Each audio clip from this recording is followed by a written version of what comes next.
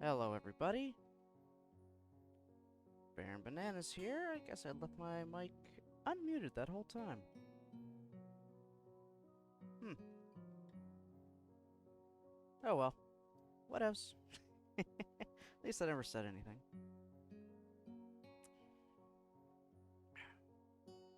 Hoping everybody is having a good Wednesday so far today. And if it isn't obvious, we're going through Katawa Shoujo today. Now, I know I said I wasn't streaming today, but the internet plans were changed, so yeah, it's not getting changed out today. So I'm able to stream, and I figured let's just get into more of Katawa. Because, well, we did just get onto Shizune's, second act. So we're gonna see where it goes from there. Now, to just kind of catch everyone up on what happened. We spent the better part of our Saturday helping Shizune and Misha put together some last-minute signs and whatnot for the festival that was happening the very next day.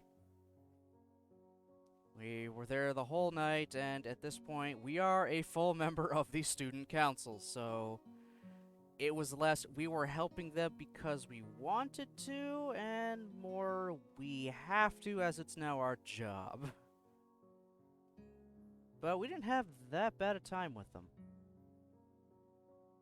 As much as they like to troll us, we actually enjoy our time spending some time with them. Come the day of the festival, they hunted us down because we lost some bet and now had to spend the festival day with them. And things were going well. We were going to snack booths, playing games. Went to a milk jug game to knock them down. Managed to knock down one stack of them and got a cat for Shizune. When we tried to knock down the second one to get a cat for Misha, we were getting a little too into it, and that kind of made our hearts start to go a little funky. So we, stopped dead in our tracks of what we were doing. Shizune and Misha both saw this and got a little worried. So we just kind of started walking around to forget about it. Misha went off to grab food and drinks for us, while me and Shizune went to the roof to just kind of watch over everything. Misha gets there, we have our nice little kind of enjoyable late festival dinner snack thing. Misha ends up falling asleep at some point on the roof, just before the fireworks start, which Shizune makes a point of saying, "Look, watch this." And hell, we really enjoyed it, and then also kind of admitted to ourselves we might be falling for Shizune. Maybe just a little bit. They're not sure yet.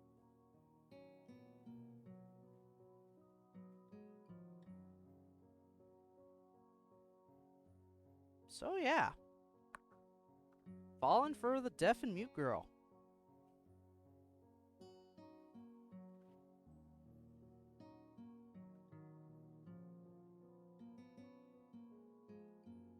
Well, I mean, technically, she's just deaf. Shizune apparently does have fully functional vocal cords. It's just, she, never learned to talk. Because she's deaf. So she doesn't really need to speak. She's just been going with sign language her whole life. And it's worked fine so far. So, physically, she could be capable of speech, because she does make vocalizations at points. Just like, tiny little laughs and noises here and there. It's very sporadic, but she can make noises. She has functional vocal cords, she just doesn't speak at all, because she also can't hear, so it's kind of like a what's the point kind of probably in her mind, so what's the point? Who cares? If I can't hear you, why should I bother speaking? It feels like kind of a Shizune thing. If I can't actually hear you speaking, why should I even bother trying to learn to speak myself?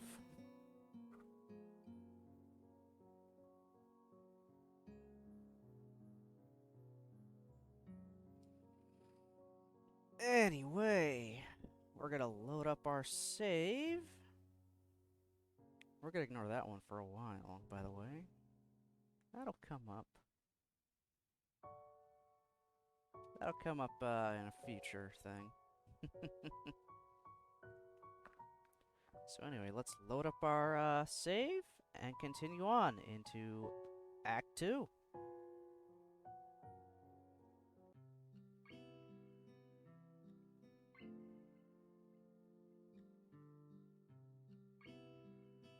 The next morning, I recall what a perfect night last night was. So much so that I can't stop thinking about it. It's probably not the most appropriate time to reminisce, since I have a test first period. It's so unfair. How can they do this? They hold a festival as a culmination of what has to be at least a few weeks' worth of work on a Sunday, and then follow it up with exams starting the very next morning? It's gotta be some kind of sick joke. I'm not too worried about it, but I wonder if they really couldn't have held off on this for at least another week. Also, we've been at this school for a week, and we already have to take an exam. Jesus. That's terrible. Well, at least the weather this morning is nice enough that I can study outside before class.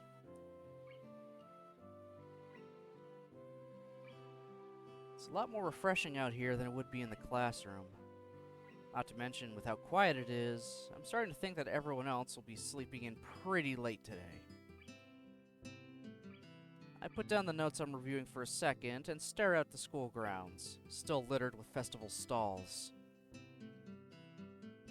Looking at them now in the daytime, without paper lanterns or crowds of people to draw my attention away from them, I noticed something peculiar.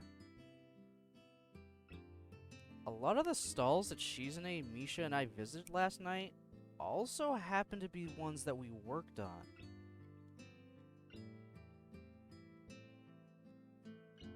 That's cute. Did Shizune come up with this? Had it been intentional? It had to be intentional, especially knowing her. Did she hope that I would catch on and see the fruits of our labors?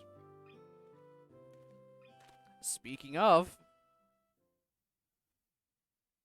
I hear footsteps crunching the grass behind me and turn around.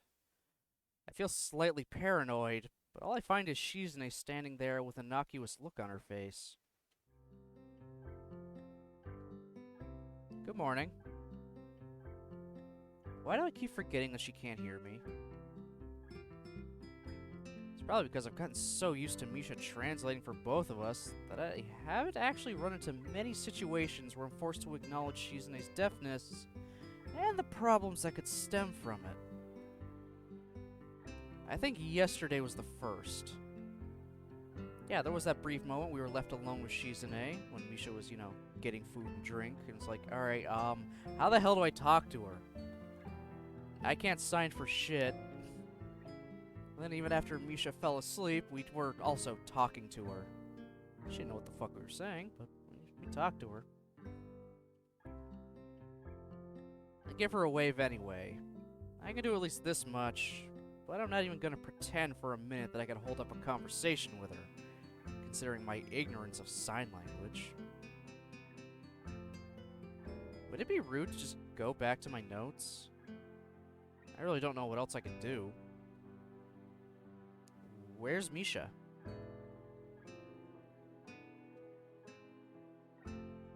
Not just because I can't understand you.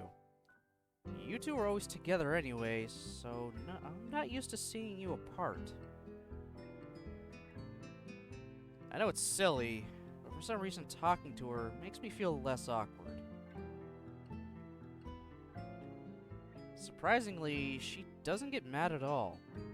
She starts signing, but it's different than usual. Shizune's hands move more slowly and the gestures are simpler. I quickly realize that this isn't sign language at all, but she's still attempting to communicate with me. So, is this the sign language equivalent of breaking it down into layman's terms?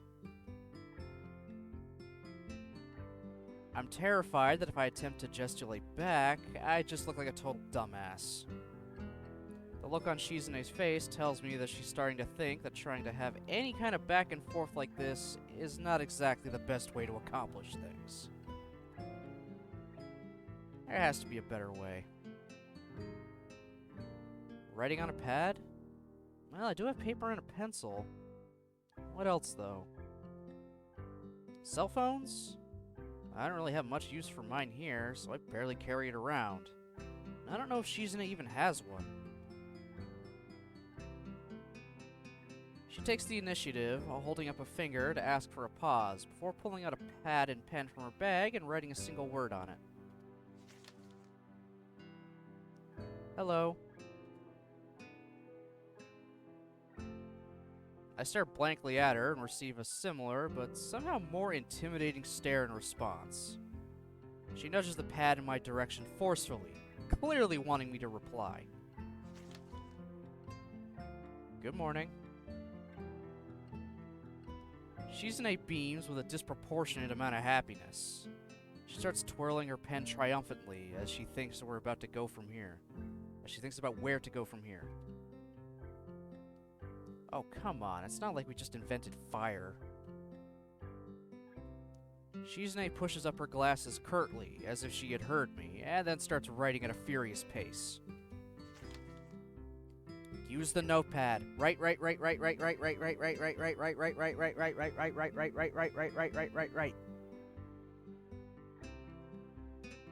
I would love to know how that. I'm gonna have to look back at the VOD and see how that actually sounded.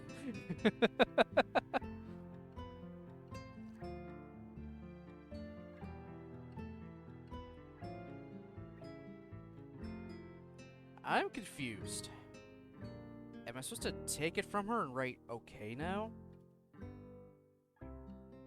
This is about the furthest thing I can imagine from a smooth, flowing conversation.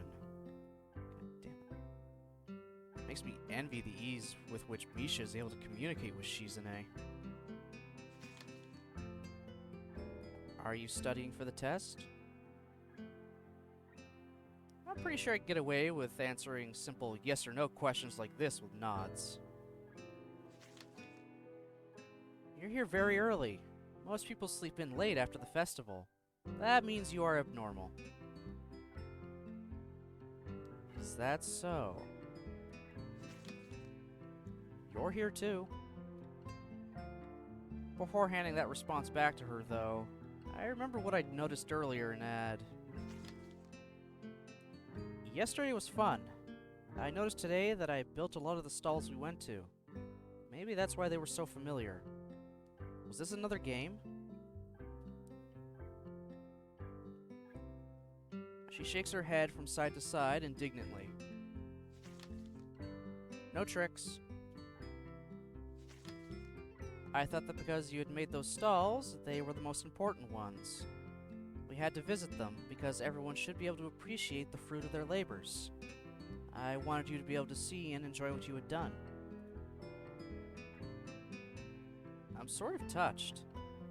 Still, I have to wonder why she'd go out of her way, and I ask as much in my response. Because you were depressed.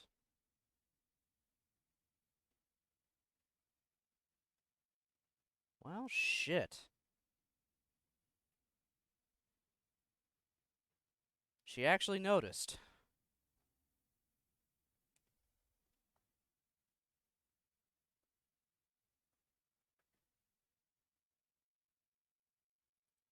I want to say that I was depressed for days, but stop. It's true, I was moping quite a bit, and not being too subtle about it half the time, either.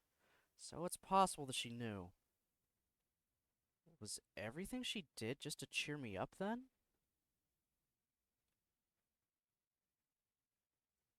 Thanks. I mumble it before I can catch myself, but Shizune doesn't seem to care. I write it down instead, and she nods once, as if unused to it. The silence between us grows more vast with each passing second, and there's nothing I can do to break it. Having to write everything down on paper kind of destroys any hope of trying to be casual. Good luck on the exam. Shizune pushes the pad right in front of my eyes, breaking my concentration. Taking the initiative again, as always. As she walks into the school building, I can't help feeling a little sad. That felt like the longest 20 minutes of my life, and all because it's so alien to me to have a face-to-face conversation with someone by passing notes to each other, and I can't help coming up blank most of the time. It makes me want to learn sign language.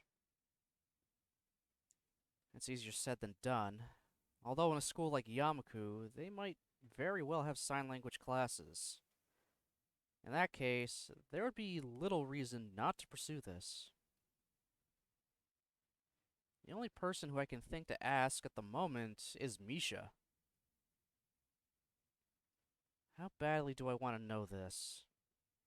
There's two options. Wait until after class, or go look for her now. I guess I'll go now, but I'm not certain where she is. My best bet would be to start searching for her in the girls' dorm, though. After all, if she wasn't with Shizune, that's probably the only place where she would be. A guy casually prowling around the girls' dorm early in the morning is unacceptable.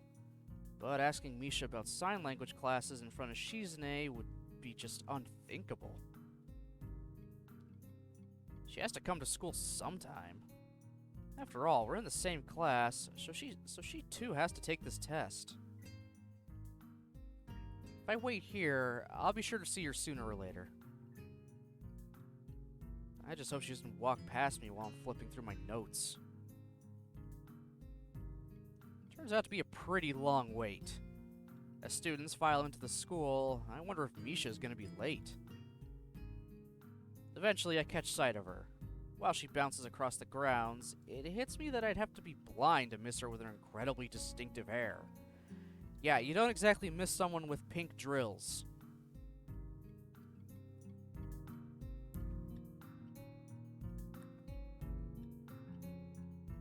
Hi, Hee-chan. Good morning. Morning. I don't have a lot of time left before class starts, so I cut directly to the chase. Hey, can I ask you a question? A question? Okay, Hee-chan. Sure. I have time, but only because I'm late. You have time because you're late. What does that mean? I should have woken up earlier, but I was so tired. If I had, I would have to study. But since I didn't, it won't hurt. What is it, Hee-chan? Misha, you are just... wow. That's all I'm really gonna say about Misha. Misha is a personality.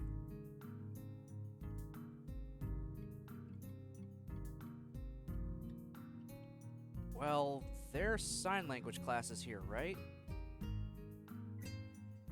Yep. They're electives. Why do you want to know, Hee-chan? For some reason, that question briefly makes me panic. No reason. It sounds interesting, but I guess it's too late to sign up now, right? I'm not exactly being too subtle here, but Misha never seems to pick up on things like that anyway, so I'm probably being more cautious than is necessary. Well, Hee-chan, I've heard that there are fewer and fewer students taking sign language every year. So, if you want to, I'm sure they'll let you join in. Whatever. Yeah, I said that wrong, but oh well. It flowed well enough, as is. Are you thinking of learning sign language, Hee-chan? Yeah. If you learn sign language, Hee-chan, that would make Shi-chan really happy. If you want, we can go to the teacher's office after school. They'll probably let you in. That would be great. Don't tell Shizune that I want to learn it, though. Why not? So it can be a surprise. Besides, it'll look bad if you tell her this morning, and then I find out in the afternoon that I can't take the classes. Ah, you're right, Hee-chan.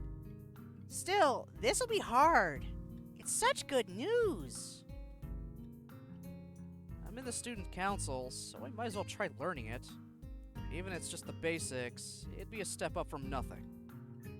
Besides, Shizune and I can't keep relaying everything through you as if we're on a phone or something, right?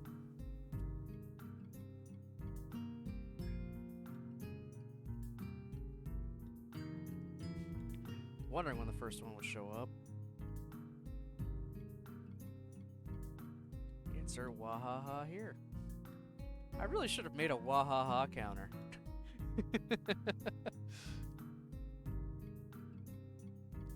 You're right, Hee-chan. The bell rings to signal the start of first period, cutting our conversation short. I guess I'll just ask the teacher after classes are through. Her reaction was a little strange, but I forget about it as the day goes on.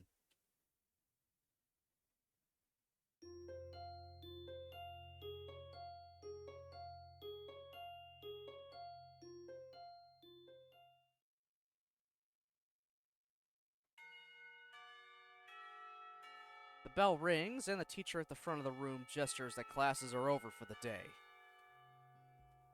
Although getting into this class was surprisingly easy, it's only been a few days, and I'm still not used to the experience. The actual signing is easier to pick up than I expected, but most of my classmates are hard of hearing. On top of that, the teacher favors immersion. I haven't heard her speak since I asked if I could take the class. It's an alien concept and really unnerving. The moment I step out of the classroom, I hear a familiar laugh explode through the air a short distance to my left. Hi, Hee-chan. Misha's not in my sign language class, so this is the first time I've seen her in this context. I still don't know whether her not being in my class is good or bad. It would be more interesting with her in it, but the potential for awkward situations would increase drastically. Hi. It's a surprise to see you here, Hee-chan. Ah, that's right. You're taking sign language, aren't you? Right. What do you think about it so far, Hee-chan? It's not easy to learn a new language, but I think I'm getting the hang of it. Despite how different it is from other languages, it's still easier than English.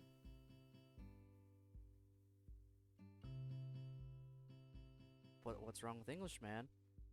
Don't you want to know whether the weather will be fine?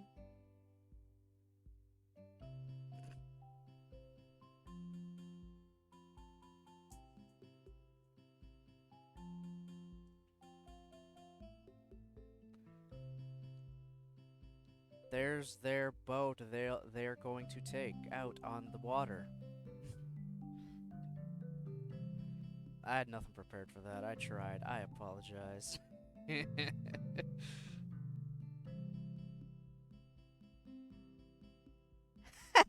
Really, Hee-chan? I agree. I was just joking, but she's apparently totally serious.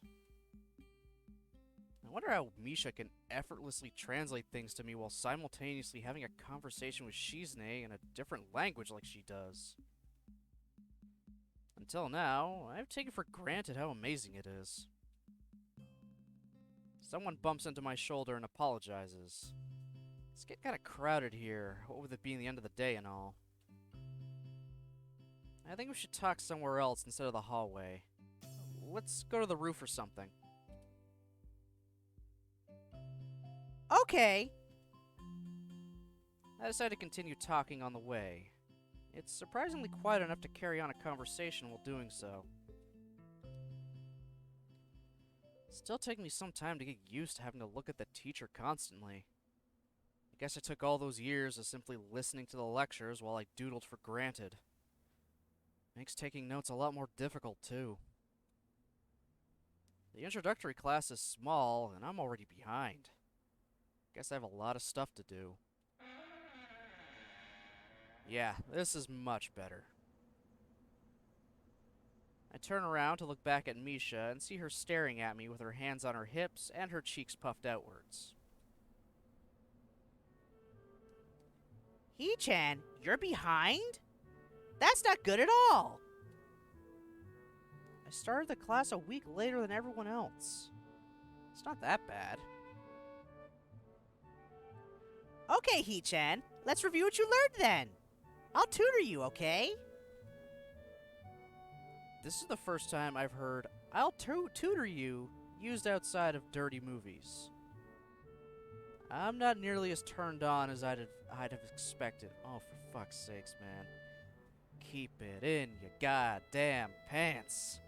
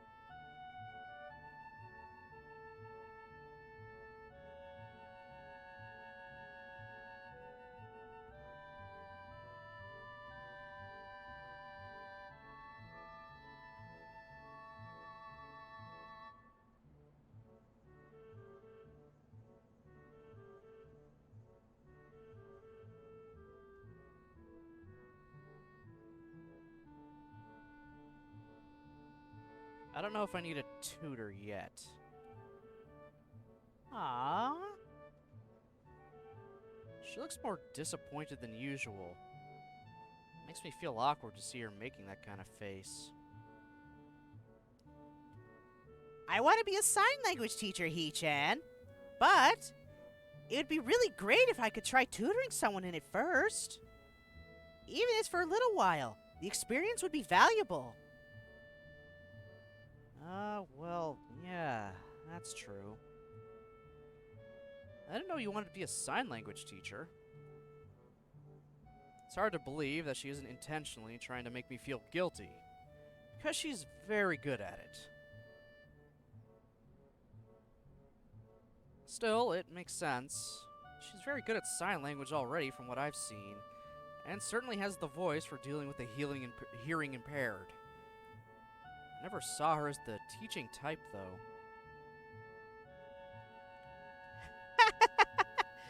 It's the reason why I wanted to go to this school, Hee-chan. It's also really expensive to attend here, you know. Because I want to be a sign language teacher, I have reduced tuition fees. If it wasn't for that, I don't know if I'd be able to keep going here. I see. It's not that I think you would be bad at tutoring. It's just, I don't know if I need it just yet. You're right, Hee-chan. You're smart. Well, no, that just makes me sound arrogant. Alright, please tutor me. Really? Okay. Okay. Yay! Thanks, Hee-chan. I'll do my best. Let's start right now. Too soon. I miss Hee-chan. Didn't you see her this morning? But it's hard to talk to her in class, Hee-chan. There's no student council today either. Well, there've been exams all week. It'd be kind of mad if there was still student council. I'll be glad when they're over. When it's back, you're not gonna skip out, right, He-chan? Of course. I'm in it after all. Don't worry, I'm not gonna just suddenly stop showing up. A promise is a promise. Misha pauses for a second, not looking very convinced. She-chan takes the student council very seriously, He-chan. Now that you've joined, she works harder than before, since she wants to make a good impression. Some other people joined at first, but they stopped coming soon after. She-chan tried to get more people interested in the student council, but wasn't successful. Even when someone would join, they'd stop coming eventually. They'd make excuses and just put it off more and more until they stopped coming altogether. However, I believe you really mean it, He-chan. My eyes stay focused on her hands, tilting and moving almost of their own free will, softly signing everything she's saying to herself as she speaks. When you said you'd join, she was really happy. She-chan thinks you're interesting, He-chan. An uninteresting person wouldn't have had the drive needed to join. Even if they do, a person that isn't interesting will quit soon after. That's what She-chan said. So, it's my duty to make sure you keep going. Is that why you want to tutor me? You're kinda sneaky. Really, He-chan? That's the first time anyone has said that about me. Insert wahaha here.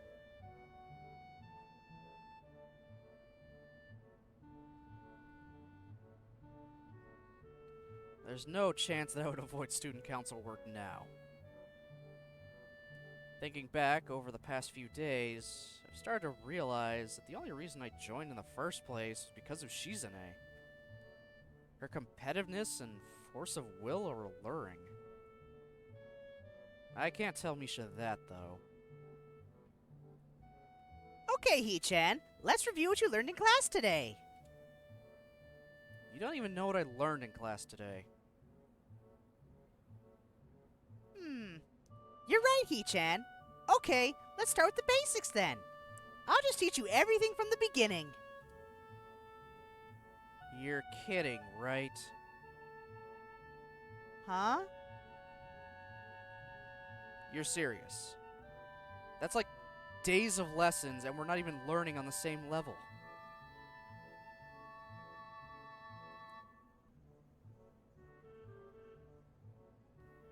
It's like riding a bike, He-chan. You never forget the basics. Insert wahaha here. I mean, that's very true. Once you ride a bike, you honestly just kind of never forget. You just... Like, I haven't ridden an actual bicycle in a long time, but I could still get on it and, you know, go. Granted, I also have a scooter.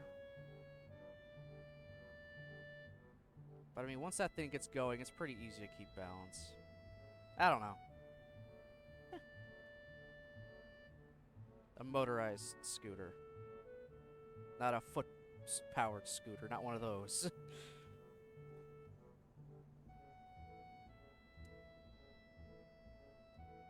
I don't know how to ride a bike, though. Oh no.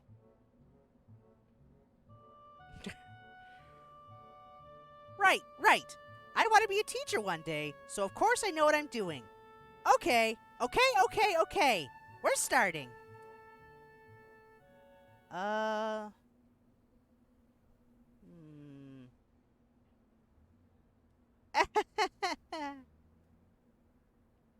She looks like she's trying very hard, so this could be bad. Well, learning a language is vastly different from teaching it, and the first step is usually the hardest part. Honestly, I couldn't do any better. Still.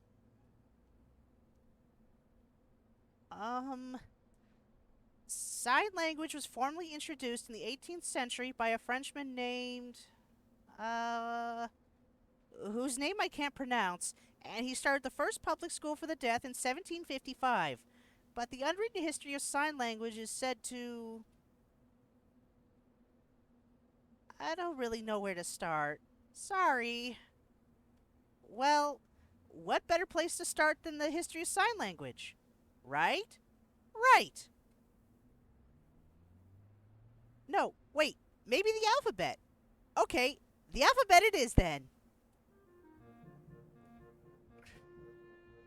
Okay, Hee-chan. This is pretty basic stuff. Although some people think that this is all of signing and forget that there are kinds of specific gestures and words. Although you can't really get anywhere else without the basics. This is A. Do you see it? Now you try. I already know this, though. I humor her anyway. Yeah, that's it. Now, this is B and this is C. Misha makes one symbol with each hand without specifying which is which. And now DEFGHIJKLMNOPQRSTUVWXYZ and Z. Wow, damn.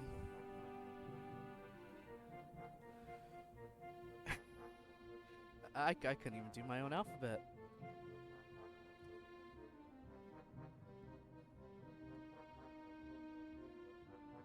Yeah, this is bad. Do you think Shizune wants to do some student council work today anyway? We could go. Of course not, Hee-chan. Come on, I'll do it again. A, B, C, D, E, F, G, H, I, J, K, your turn. So there's really no student council work that needs doing? Or anything like that? What are you talking about, Hee-chan? Come on, sign, sign. Like this? No, like this. Like... This. Huh. I wish She-chan was here. This would be so much easier with her. That's how sign language is taught for most of the time anyway, with 2 instructors. Did you know that, Hee-chan? No. I let my brain run through what this would be like if Shizune were here.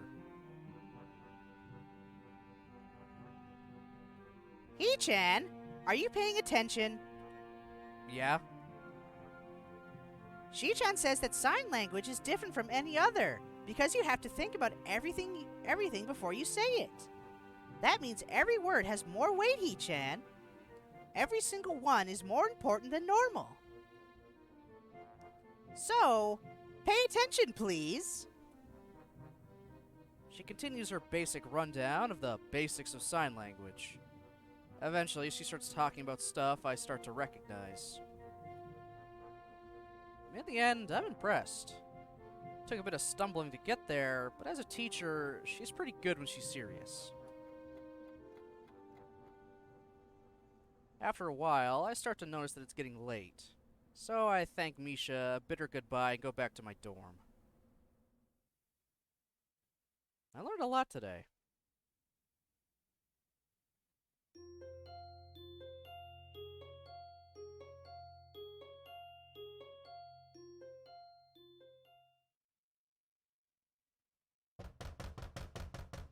I'm jolted awake by a thunderous banging coming from my door. My first thought is, it could be Shizune. After all, only a deaf person or a jackass would knock that loudly at this hour. Who is it? Of course, if it's Shizune, she wouldn't be able to hear that or answer it. There's no reply, so I'm kind of pleased. I haven't seen Shizune in a while. Oh. It's just Kenji.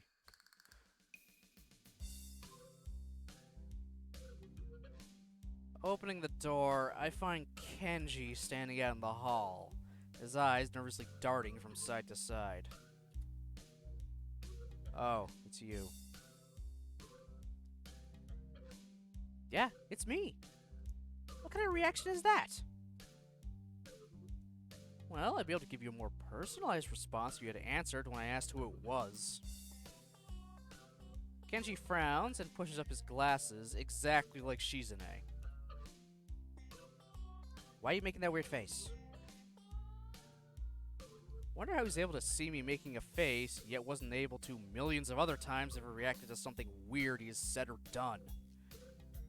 Kinda want to pursue this, but I'm too tired to actually do it. Shizune pushes her glasses up just like that. You know, the student council president. It's just a little weird. What the hell? What do you mean there's a girl who does the same thing? I mean, she touches her glasses. I do that. That's my thing. Who is this bitch? Why are bitches all up in my business stealing what I do? This character flips from anger to fear in the blink of an eye. Is she trying to replace me? Pod people? No, wait. That's an exact copy. Pod woman? It's like my two greatest fears combined. It is! I can't believe he has a point. Hey, you going to town today? Maybe later? Okay, awesome. I have some stuff I want you to pick up for me at the post office. Some delicate and secret stuff. He speaks in a whisper, as if talking about his mail and even a normal tone of voice will jeopardize it. You can have your mail sent directly here, you know. No, you can't. You can have your mail sent to the school, and then the student council picks it up, and then they give it to you. It's not the same as the mail appearing in your hands. I don't trust the student council. Many dudes don't get their mail here, you know. They probably steal it all. I think it's just because it's sent to them, they have a license to steal? I can just see it now. Elbow deep in mail, fast grabbing all the free swag they can get a hold on. Sickening. Where can I find this mailman who can conjure mail out of thin air and into your hands? I don't know. I bet the student council killed him to preserve their monopoly on all the student shit. It doesn't work that way. Is that what you wanted, though? Fine, I can pick up your mail for you. But eventually I'm going to collect on all these favors. You already owe me some money. Thanks for reminding me. I'll pay you back after I get my package. Yeah, my bad. Can't really repay you until then. I'm still broke. Then I'm basically doing it for money like a job. Why do you need the package first? Is there money in the package? Nah. I'm seriously dumbfounded. Why can't you get it? Because I'm going to remodel my room today into a war room. As the days go by, I realize more and more how dangerous feminism is. It really is everywhere, even in places like Iran. You can't tell how far up it goes. When the war begins, if we haven't transcended the concept of nations to fight for our genders, it'll be chaos. No one will know who will take what side. And a war against feminism wouldn't just mean World War III, but the end of all life on Earth as we know it. If we lose, all our supple Japanese women will be... Jesus fucking Christ, Kenji. What the fuck, man? What the fuck?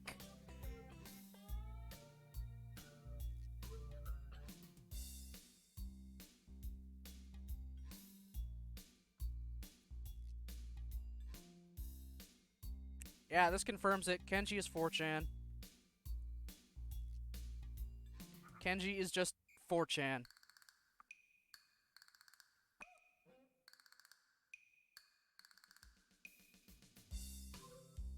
If we lose, all our supple Japanese women will be raped and enslaved by a bunch of sociopathic lesbian supremacists. Meanwhile, The handful of men that didn't die in the war will be castrated and forced to repair toilets and build massive monuments commemorating the feminist victory. That's crazy. You're crazy. I think you're overthinking this.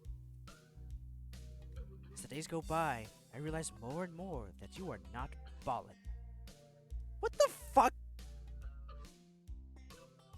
We've only talked like 4 times. Oh. Sorry. Yeah, whatever. I'll get your package. Awesome.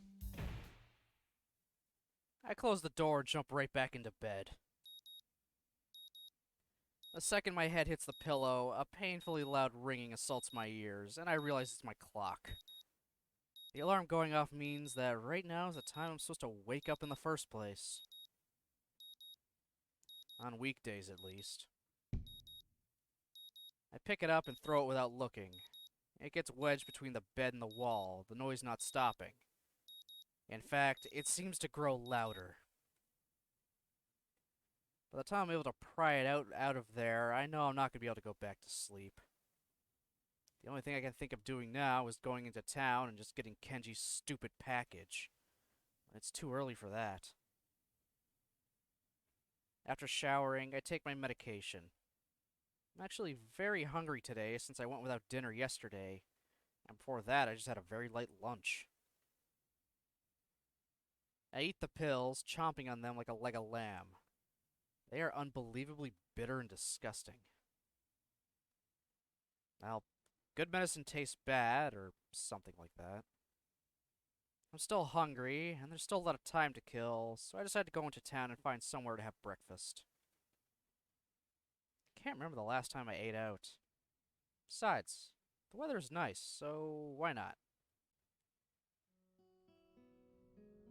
The walk into town is longer than I remember, possibly because it's been a while, and probably because I rarely come here alone. There are barely any cars on the road because it's so early in the morning, making it unusually quiet. First thing I do is start looking for a place to eat. Immediately, I think of the Shanghai, but I want something more substantial than sandwiches or a cake. Since it's so early, though, I decide to go get Kenji's package first. Picking it up at the post office doesn't take very long, but the moment I see it, I'm enraged about what a pain in the ass it's going to be to carry this thing all the way back to school.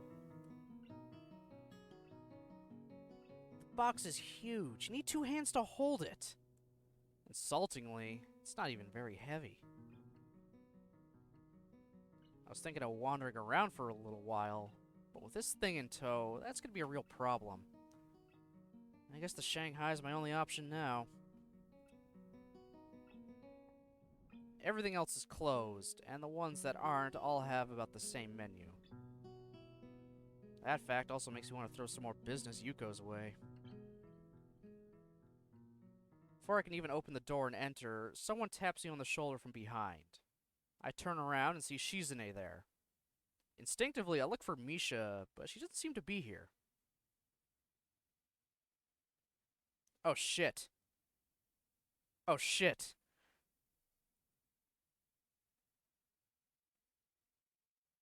Shit. We've taken sign language. We can understand her now, but she doesn't know we can understand her. Fuck!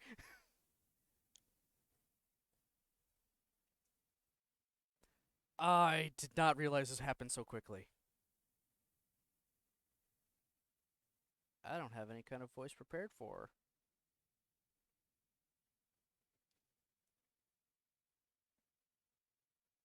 Give me a minute to mull over that.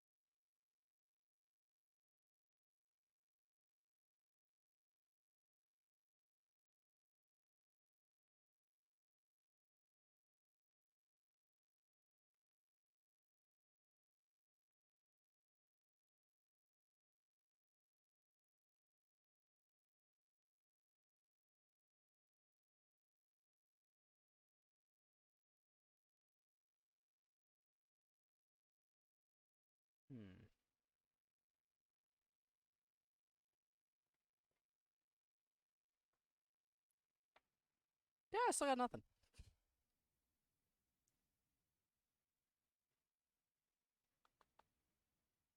Could just make her British. Just out of nowhere, she's a Brit. But she can have literally any voice, because this is just how we're thinking of how she sounds in our heads. Hmm. Shizune, Shizune, Shizune. What kind of voice do I want to give Shizune?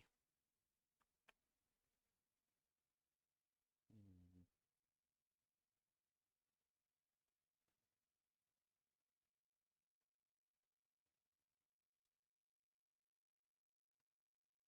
Hmm.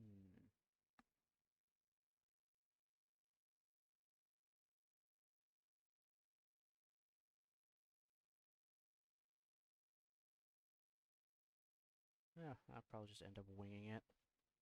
I don't think she really goes on long diatribes anyway.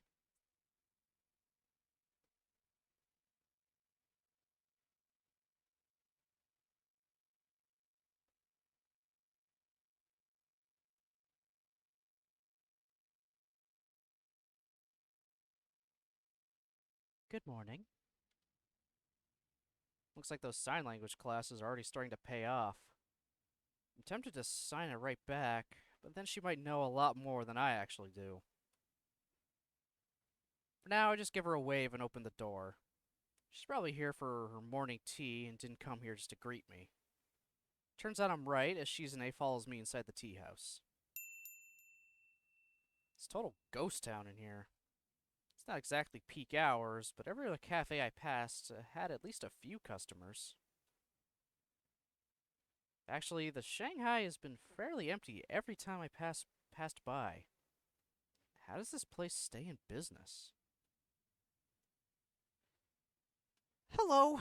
Thank you for choosing to patronize our establishment. Oh, Yuko. Yuko bows with the force of a falling axe, and her head collides with a box in my hands, launching it towards the floor. Oh no, I'm sorry. I'm really sorry. Please forgive me.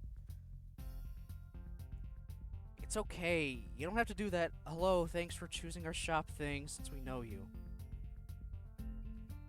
But it's part of my job.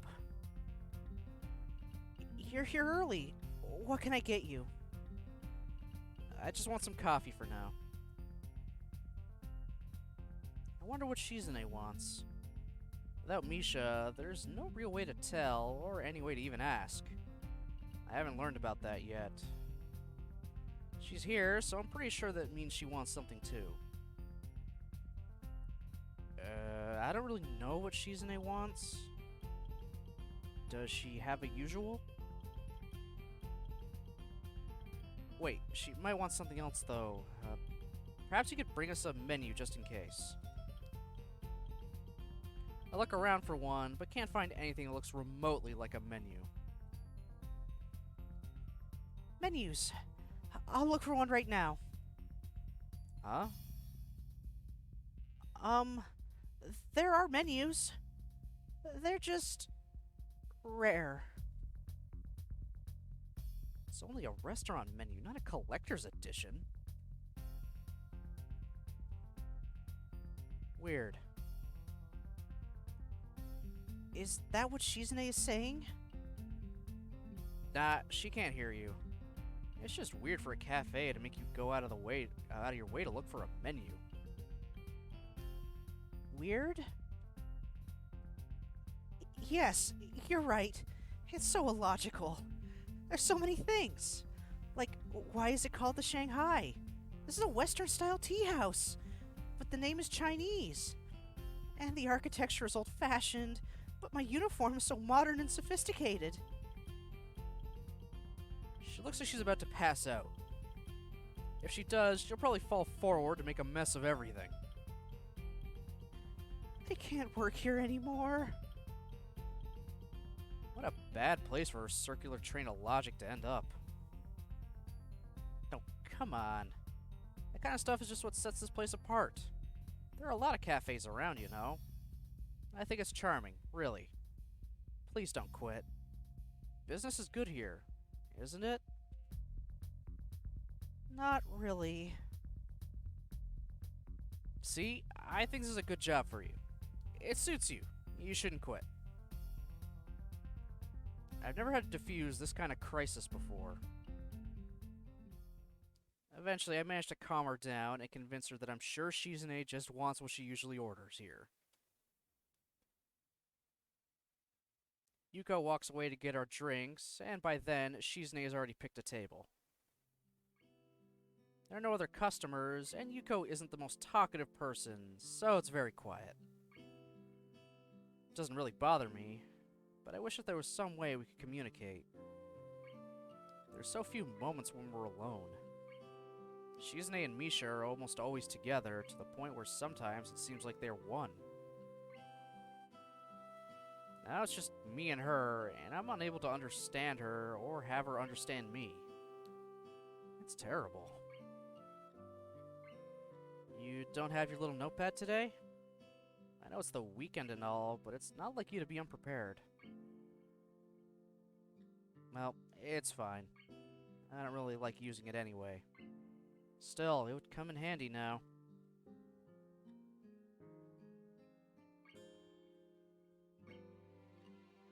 Shizune starts signing in short bursts, punctuated by her stopping to take a sip of tea. It's strange how she doesn't make the slightest attempt to change how she normally acts.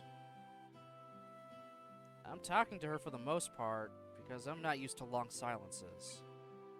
I briefly wonder if that's the same for her in a way, however it seems unlikely. I think it's more that she's the type who doesn't change how she acts for anyone. Hey, it seems like Misha joined the student council because of you. That makes two of us, you know. I'm only there because you forced me into it. Well, not really forced, I guess. If it wasn't for you, I wouldn't have joined. That sounds slightly romantic, and I find myself blushing a little. I feel like such an idiot. Although I still don't know why you joined. Should have been the first thing I asked in retrospect, but I'm really curious. I'll have to remember to ask Misha sometime. It's nice to talk to you, even if you can't understand me. I wonder if it's the same for you. That would be really great.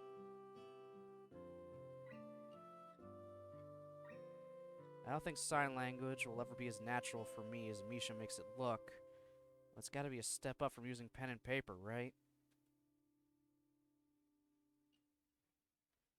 We both finished our drinks for a while, and Shizune's eyes fall upon the box sitting in its own chair by my side. Oh no. Oh no. I'm just picking it up for someone. It's not mine.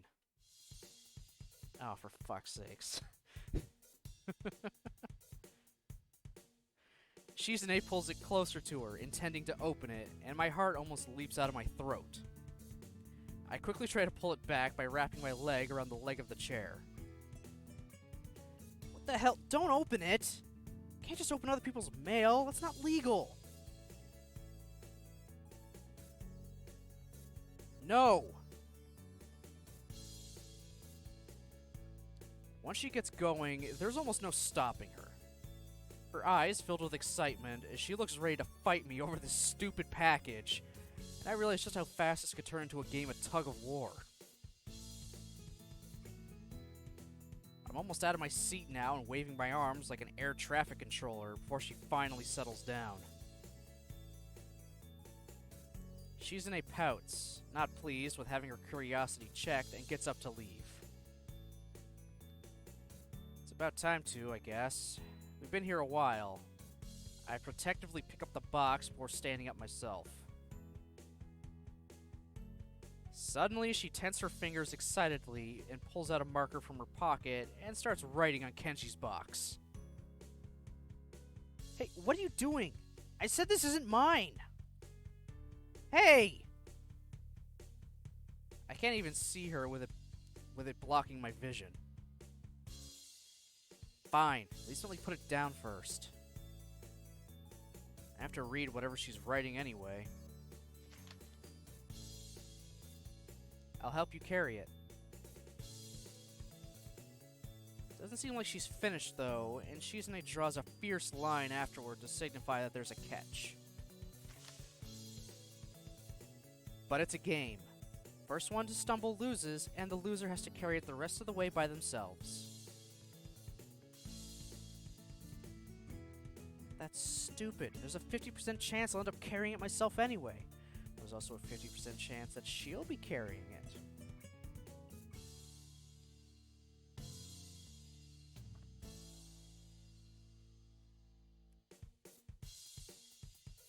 Actually, I feel pretty stupid myself right now. Just forgot she can't hear me. I stop talking and shake my head.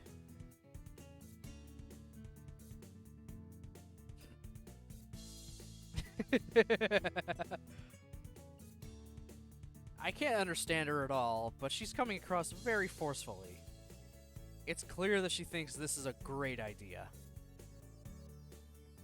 Well, if she drops the box or something, she'll have to carry it. That'd make things a lot easier for me, obviously. The odds are 50-50 then. They're probably higher than they would be for any other plan of hers. Alright, I'll take it. Thinking about it, I'm not sure how we should do this. Then Shizune grabs hold of one end of the box and lifts it up. And I take the side she isn't holding. Is this even right? It isn't very comfortable to walk like this. We leave the cafe, and I find myself hoping that the streets are still devoid of people. Yuko seemed confused as to what we were doing, and I imagine it'll only get worse as more people see us. Shizune doesn't seem bothered at all while walking with her arm at this unnatural angle. She just grins confidently and periodically makes some kind of weird gesture. There are people staring at us as time passes, and the usual morning crowd begins to fill the streets. I feel silly, but I'm sure that if I give up, Shizune will take it as a sign of surrender. I can't allow that, because I think I'm doing well so far. Initially, I just write Shizune's little hand signals off as preemptively gloating. But I catch on quickly that she's actually signaling where she wants to go. It dawns on me that this isn't a competition. It's not much of a challenge, first of all, and second, it's really more of an exercise in teamwork. It's just that Shizune has made a punishment for failing instead of a reward for doing well. Our fingers touch under the box, and Shizune moves her hand away, almost dropping her side of the box in the process. Well, that game's over for her. She doesn't look very happy. Does she think I did it on purpose to make her lose? If she does, she isn't making a big deal of it. All's fair in love and war. I feel like I should take it from her and carry it myself, but she pushes me away when I try. She glares at me as if to tell me off, but she can't. With that box in her hands, she's basically gagged. Sad expression flickers across her face for a second, maybe on realizing that and having to acknowledge that there's some limitations she has to deal with after all. However, she's still as prideful as ever, even when it's to her detriment. She wouldn't accept letting me allow her to skip out of the consequences of her bet. Anything is fair during the game, but the results have to be honored to the letter, huh? Shizune is an interesting type of person. The march back to the dorms is uneventful. Shizune passes the trip by shifting the box around occasionally like a giant Rubik's Cube. Looks like another game she has invented to amuse herself. It can't be good for whatever's inside, but I don't care enough to stop her. Maybe this is how she deals with things, by making everything into a game. It's hard to say for sure, though. It seems futile to try to psychoanalyze Shizune. In the short time we've known each other, I've been surprised on a fair number of occasions. I notice Shizune shivering. The wind is picking up, and the school is pretty high up. It makes sense that she would be cold. If I give her my jacket, though, would she reject it? I take off my jacket and drape it across her shoulders before she has a chance to protest. Her shoulders are slim and delicate, so much so that I want to let my hands linger on them. Shizune flinches when my fingers brush against her, understandably surprised. Sorry.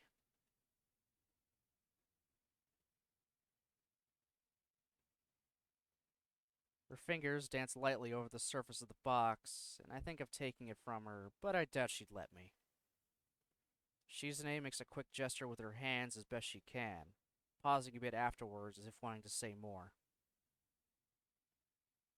I'm sure what she means is thank you. I'm glad I was able to catch it. That was a little sweet.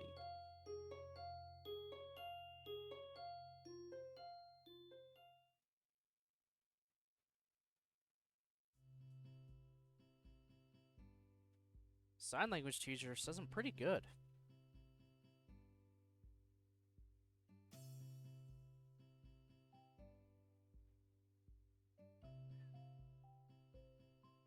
I try not to think about it too much, but the truth is, I'm poring over it so much lately that it's hard not to keep coming back to it at least a couple times a day. Guess I am picking it up faster than expected, but it's still not enough. I understand it just fine. Understanding it is simple. Well, I have to put my mind to it to read it, but it's easy enough when I do. The signing itself is doable, I just need a little more practice. However, trying to do both at the same time, even at half the speed Misha does it, it's impossible. Where I'm at now is good for my level, but in order to reach the point where I'll be able to really converse with Shizune, I'll need more work. I'm doing my best to get to that point one step at a time by doing as much studying as I can squeeze in during lunch. I look up from Introduction to Japanese Sign Language to check if Shizune or Misha are around. Of course, since this is taking up my lunch hour, I've had to avoid them for a few days now. What's more, I'll have to continue doing so if I want to keep Shizune from finding out. I back to the corner, scanning the area every 10 minutes. I feel like some kind of criminal trying to evade capture. Every chance she gets, Misha asks me why I want to hide the fact I'm learning sign language from Shizune. Looking back on it, there really wasn't any reason, but now I think I know. If I want Shizune to be able to treat me as a true equal, sign language is an important step toward that goal. If I want to be able to treat Shizune as an equal, then sign language is an important step towards that goal. Another important step is to make sure she doesn't know, so that when we're able to finally speak on equal terms, I'll be fully ready, able to do it right, not like some dilettante.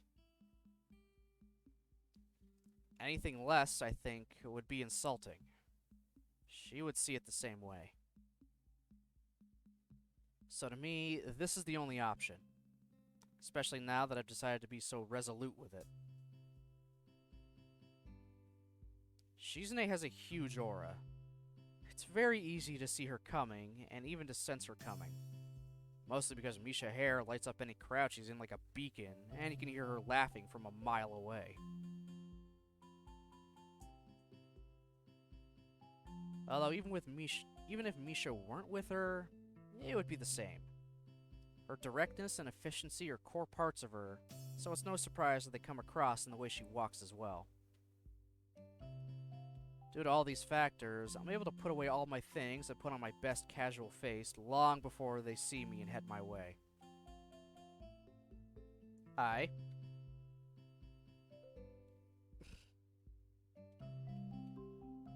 Student council.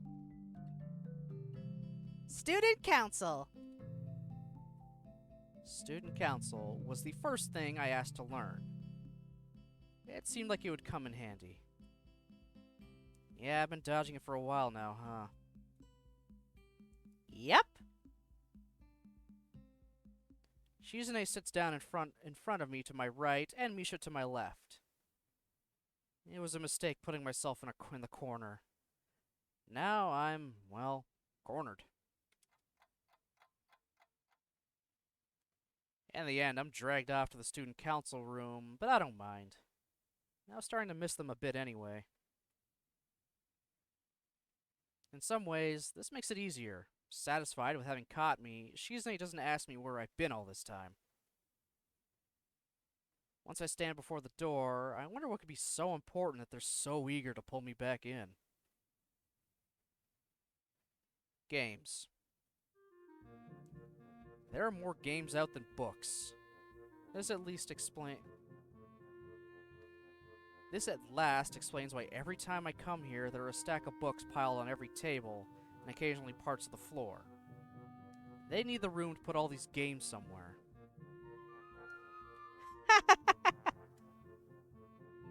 It's boring playing against each other so much, Hee-chan. So it's your turn, okay? Okay! It's settled then! I didn't even say anything! Hee-chan, this is one of the last days we'll be able to take it easy like this for a while. So, it's especially important that we make the most of it, don't you think? Tanabata will be coming up soon, and we'll have to put in a lot of work for that too. So, for now, play with us! Come to think of it, it's true. I hadn't even noticed because I've been so wrapped up in wanting to learn sign language. Right on the heels of one festival, a bigger one appears. I wonder if Shizune will try to rope a couple of new members in to help with that one as well. You're right. Yay! Hee-chan agrees! Let's celebrate! I know. We should play a game.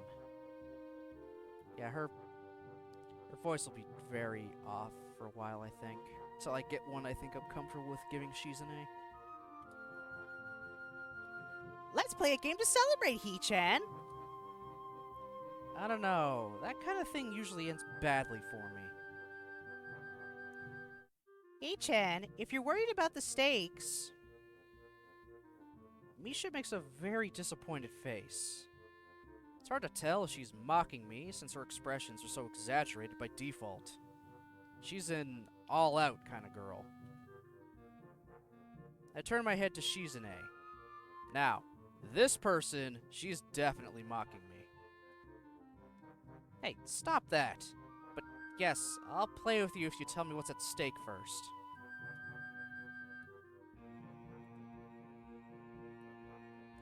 How very Japanese, putting the consequences above everything else. Hee-chan, have you ever heard the expression, missing the forest for the trees? No. That's a lie. But I have my pride, which is currently feeling wounded. Okay, I'll play, but I want to pick the game. Misha nods. Additionally, I pick the punishment if you lose. Shizune makes an X with her arms. That means either denied, or that she's about to use her special attack. Now who's afraid of consequences? How vengeful. Still thinking so spitefully about playing a little joke. About a playful little joke. Yeah. If, bit you, you would probably bite it back. Shizune signs a word that I don't quite catch. Hee-chan, so vengeful! Even though it was just a playful little joke. If an armadillo bit you, you'd probably bite it back. Armadillo? It's foolish to bite an armadillo back, He-chan.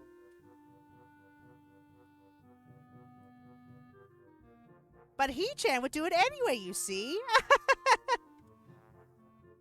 I see. Shizune adjusts her glasses with a small flourish of her hand. He-chan, we didn't have anything planned at all if you're going to win or lose. You just assumed there'd be something like that. I wonder why. Me too. But, oh well, there isn't. Does that change your mind, He-chan? Well, yes.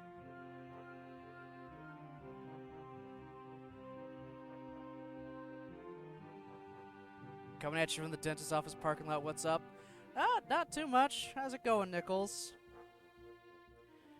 It's been a few days after the festival. Literally the very next day after the festival, we ran into Shizune, kind of talked to her with notes, like literally writing down what we wanted to say, then just kind of asked her, hey, all the booths we went to during the festival, we all made? Was that some kind of joke? You just kind of playing a game with me there? And in Shizune's own written words, she said, I wanted you to be able to, you know, enjoy the fruit of your labor, see the kind of things you did. And when we asked why, she just, right out of the gate, bluntly said, because you were depressed. Got a night retainer, so pretty thrilling stuff. Cool. So, yeah, through all of Act 1, when we've been hanging out with Shizune, she was able to notice right off the bat that we were depressed. We were just a depressed little boy trying to adjust to things, and she wanted to try to, you know, help with that. So there's a lot more to her than just being a troll. And we're slowly learning sign language, but we're keeping that from her because we want to be able to converse with her as an equal and not as someone trying to fumble their way through it. Because we feel like it would just be insulting to say, yeah, I'm taking it, and then just, you know, do really crappy communication. He wants to bring his skill level up enough so it's like, alright, I can have a proper conversation with you.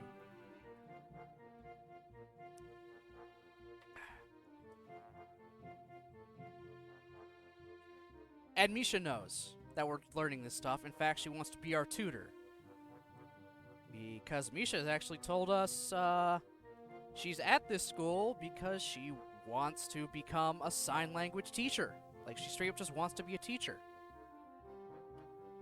So she learned sign language, and she's at this school to just continue with that. In fact, she gets a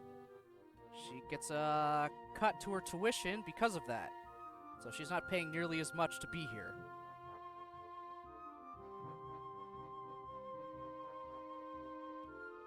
Because remember, Yamaku, while it does specialize in taking students with disabilities, it's not strictly for the disabled. A perfectly able-bodied person can go to this school if they want to. And as far as we know, Misha is fine. She does not have any kind of disability at all.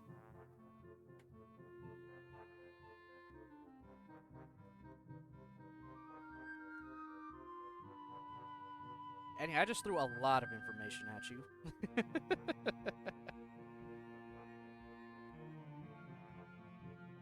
Misha windmills her arm at high speed to show her joy. Weird habit. This is the kind of thing you could only see in the student council room, occupied only by 3 people. Anywhere else, she would end up socking someone in the face. Yay, yay! Let's start right now! Not just yet.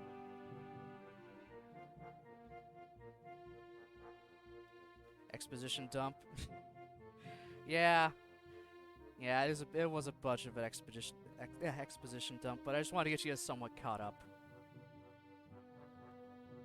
So there's more to Shizune than being this This troll but responsible person. She does have a caring side and she notices things.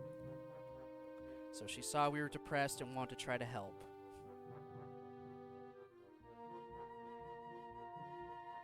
That's like the main takeaway.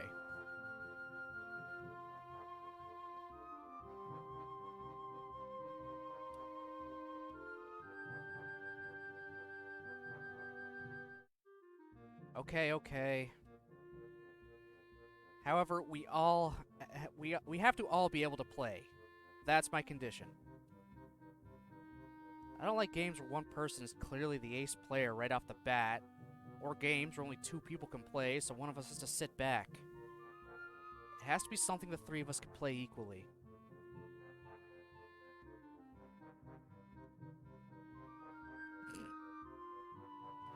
Wow. Checkers?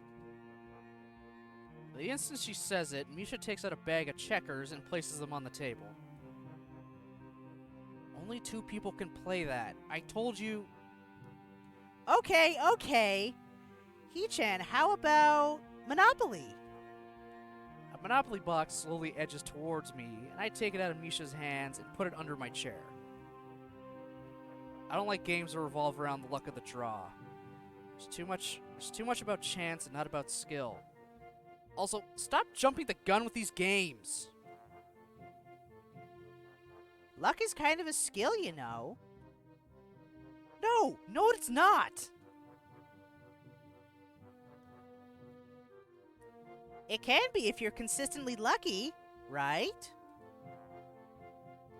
Once at that point, it's something else entirely.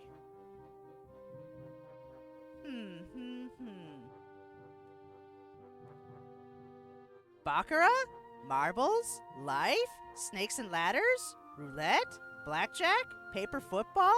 Trivial Pursuit?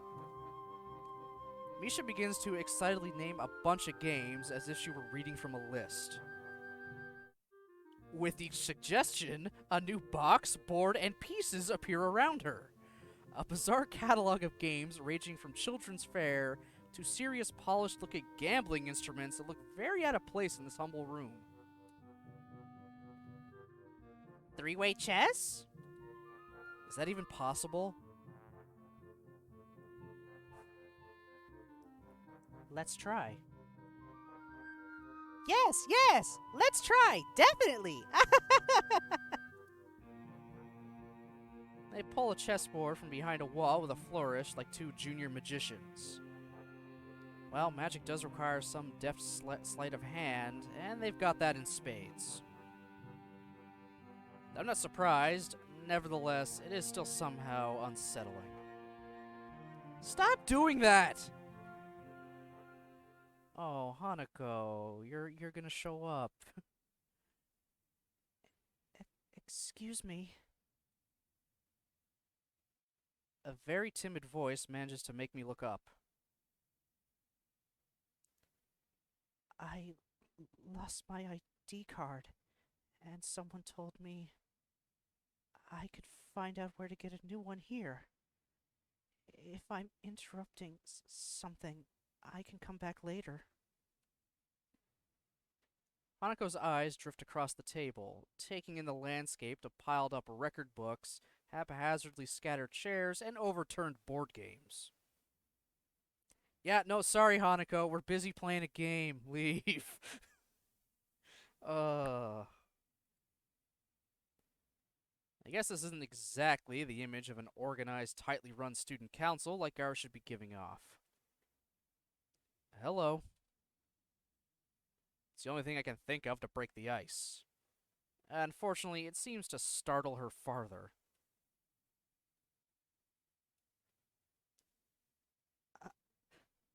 My ID card. You're in our class, aren't you? Right? Right! So, don't be so timid, okay? Come on! Yep, even though we're your seniors, it's not like we'll bite. We're not her seniors. We're in the same class. Still, I'm grateful to them for stepping in. What is it you said you want? An ID card, right? Right! Yes. Her eyes slide away from Misha. Being shy, it's no wonder she's not the best at keeping eye contact. I follow where she's looking and notice her gaze stop on the chessboard on the table. Hanako's eyes widen just for a moment. Shizune notices as well. Do you like chess?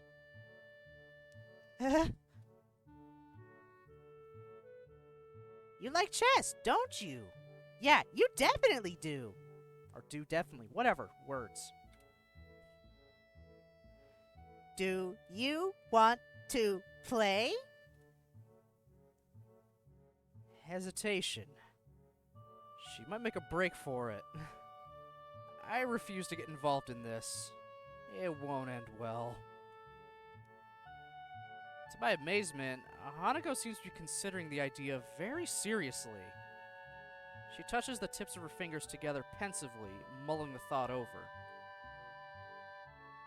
That level of consideration is more or less a confirmation. We're having our lunch break, so you have to wait anyway. Why not play with us in the meantime? Come on, it'll be fun, really fun. You like chess, don't you? I can tell. Really, really, it's obvious so. Please, will you? Okay.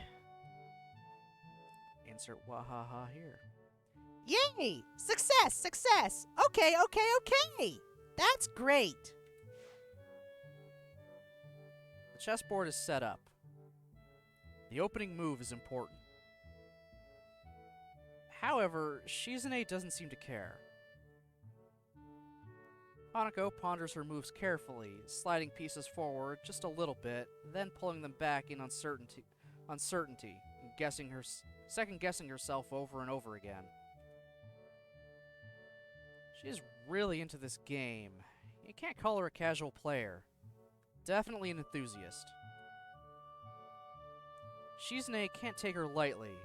No matter what she does, Hanako has an appropriate response. Yet there's something wrong about the pacing of this game. Shizune moves too quickly. No, not even too quickly, but with a logical speed. It's like she isn't even thinking about what she'll do next. Either Shizune is in the realm of supercomputers, or she isn't taking this game very seriously. Or maybe Hanako just isn't very good. Shizune forces an exchange of pawns. Hanako's turns take increasing amounts of time as the game goes on, and it hasn't even been going on that long. Suddenly it becomes clear. Shizune has a lot more time to think about her next move because Hanako takes forever to move a piece. Despite that, it's an interesting game. Black Knight to f6. Bishop to d3. Since they're both playing seriously, no one is toying with each other. There's no clearly dominant player, at least for now. Maybe this is helped by the fact that they aren't very close to each other, from what I can see. Shizune is a mysterious opponent to Hanako, and Hanako is an enigma to Shizune. Hanako's furrowed brow shows that she's into the game. She wants to really win, and Shizune always wants to win. Their lack of familiarity is a little depressing, but it is giving life to the game and allowing them to see each other as good competition. Maybe they might even end up as friends over it, or at the very least, rivals in chess. It's an optimistic thought. Although remembering playing Risk against Shizune, she doesn't want to just crush people for the fun of it. The game continues.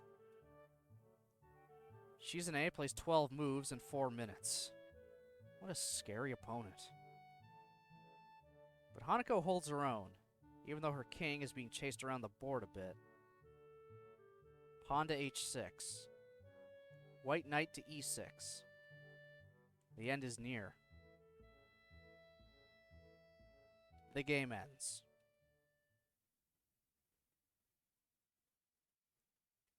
That was a really good game! Thanks. It was really close. I thought I would lose. You're very skilled. Magnanimous in victory, and extending a hand to the defeated. Maybe it's because Hanako is taking her defeat so well.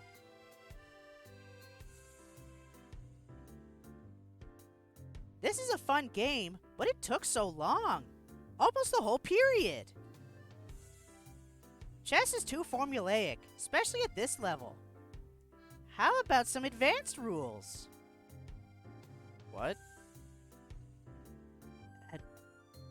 Advanced? Oh no. Yeah! Like speed chess, or chess with additional pieces. Or maybe we can pair up and play tag team chess with 1 or 2 boards. Your choice. Come on. It'll be fun. Really. Regular chess is so slow, too methodical. It's boring. I want to play chess that rewards quick thinking and daring. Any one of these comparing chess to is like comparing checkers to Go, or tic-tac-toe to shogi, right? Right. Insert wahaha here. Even laser chess seems more exciting. Pick something. Pick. Like a deer in the headlights. Many emotions spring up in me, watching Hanako's mind reel in front of the chessboard as if she's about to faint. The dominant one is amusement, but I move a little closer in case she might really topple over. Oh, for fuck's sake. The board is set up again, but this time it's not even close. Hanako can't even make a move out of fear of her hand colliding with Shizune's. She's all over the board. It's an onslaught. Anywhere Hanako wants to put a piece, Shizune's already there. It's the fastest game I've seen in my life. Oh my god, fucking cat face. Shizune, why do you have a cat face? And why do I love it so much?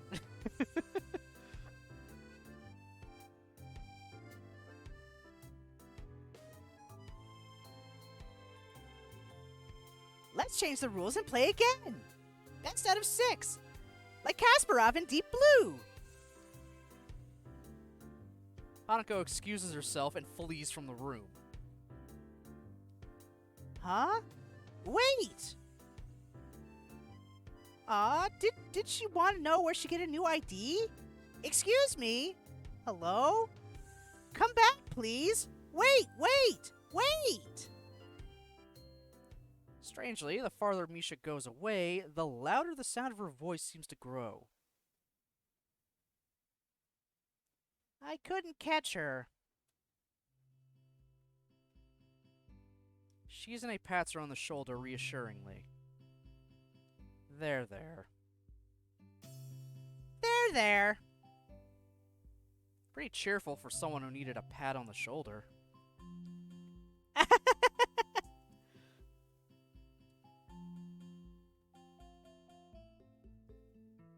Hee-chan, do you hate games where luck is involved? A question out of nowhere, but it feels like an important one. If it wasn't, why would Shizune be looking at me, watching for my reaction? Even as I glance in her direction, she tries to pretend she isn't doing so, putting on a casual air by spinning a chess piece in her fingers. I don't like games that revolve around luck of the draw, right? That was you, Hee-chan. Yeah. Revolving around luck isn't the same as just having luck involved, though. I don't hate games just for having an element of luck. Most games have an element of luck to them anyway. That's what keeps them interesting. I think a game where you know from the beginning how far you can go is boring. Then it's not a game, is it? just going through the motions. For a game where you have little to no control, I don't think I could get into something like that. I see.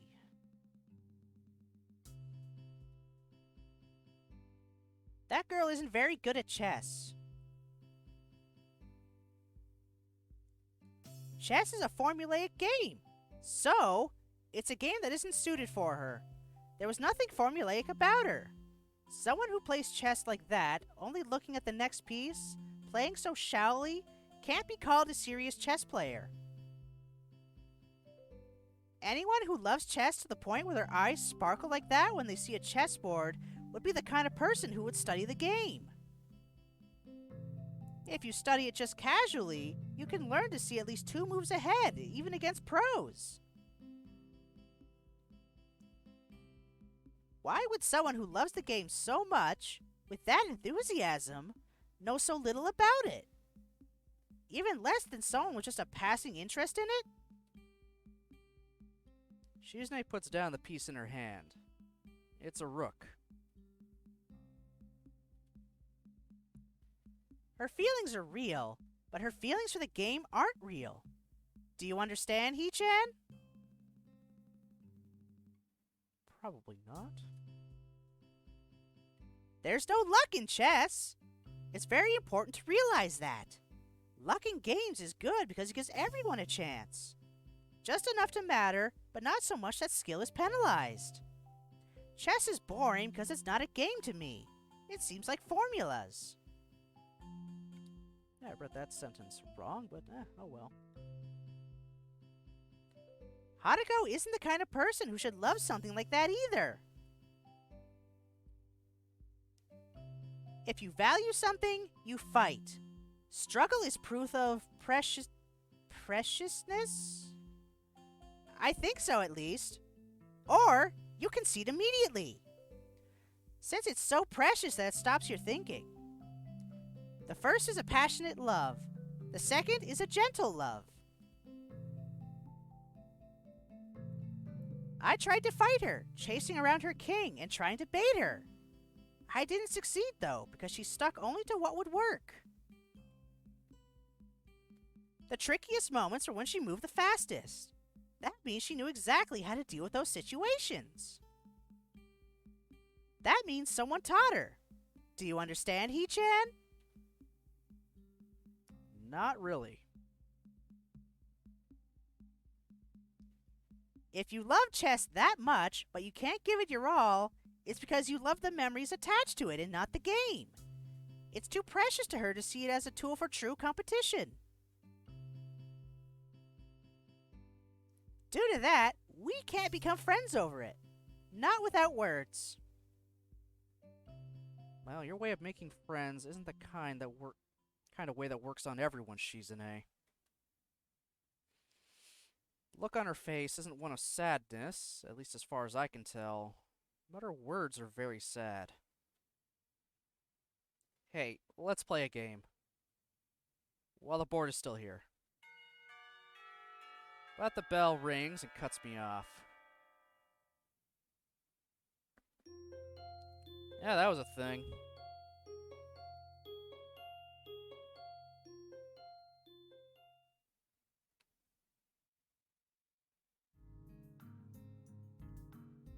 Things have returned to normal.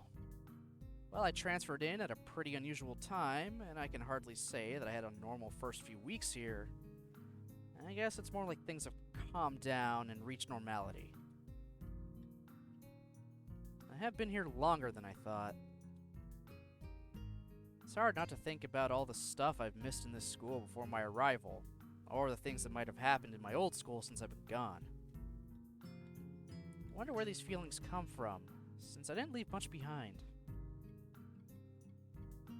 I have a lot more here that I like. If that wasn't the case, then I wouldn't even bother with something like student council or Shizune and Misha.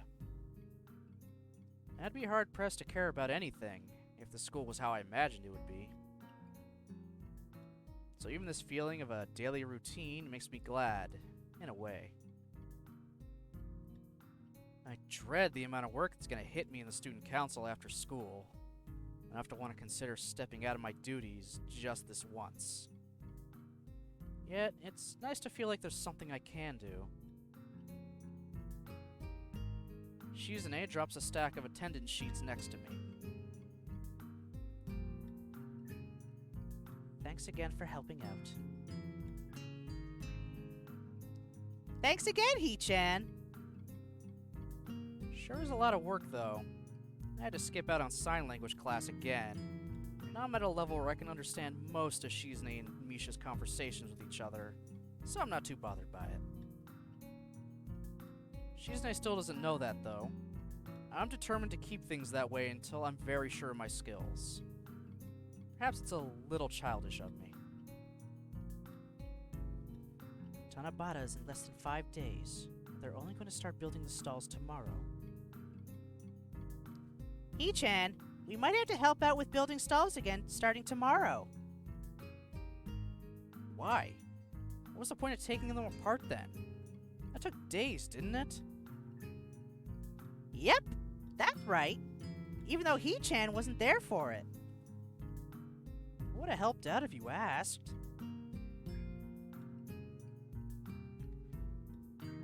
It wouldn't have made sense to bore you with cleanup duty after you enjoyed the festival so much. It wouldn't have made sense to bore you with making you clean up right after the festival. It would have ruined the fun. Besides, Hee-chan is lazy anyway. You would have tried to run away again. Shi-chan doesn't like playing Foxhound. That stings. Shizune covers her mouth with her hand and starts shaking. It takes me a second to realize she's laughing, mostly because she's doing so completely soundlessly. It's a little strange to see, but more or less the same good-spirited kind as Misha's, without the eardrum piercing.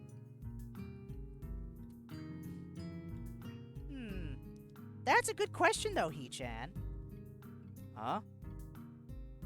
Stalls! It's a storage issue. The school doesn't have anywhere to store so many stalls since each one is pretty large. They won't pay for outside storage either, so this is what they decided on. It's inefficient, but cheaper. Because! The school doesn't have anywhere to store that many stalls, Hee-chan.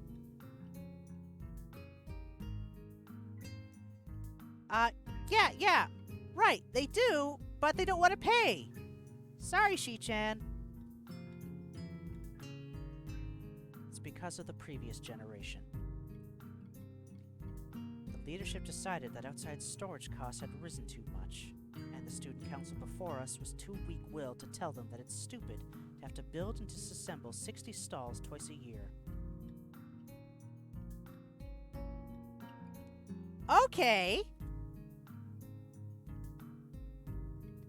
Hee-chan, let's eat something. Feels like we've been working all day. We have. Now that I think about it, I am hungry. I would have had lunch, but it was really crowded today for some reason, so I decided it wasn't worth the trouble. It was like that today because we had some especially interesting things on sale for sale on the inside. Oh my god, I fucked that up. Fuck it up. Oh man, I fucked that up. Like what? No, don't tell me. I guess it doesn't matter since I won't be able to eat them anyway. Shizune looks oddly pleased with herself. I wonder what the context of that could be. I prepared ahead of time for this. Beaming with self-satisfaction, she produces a wide assortment of food from her bag. I can immediately see that 90% of it, or more, was taken from the lunchroom. There's a lot as well. Isn't there a limit on how much a person can buy? That means these gains are definitely ill-gotten.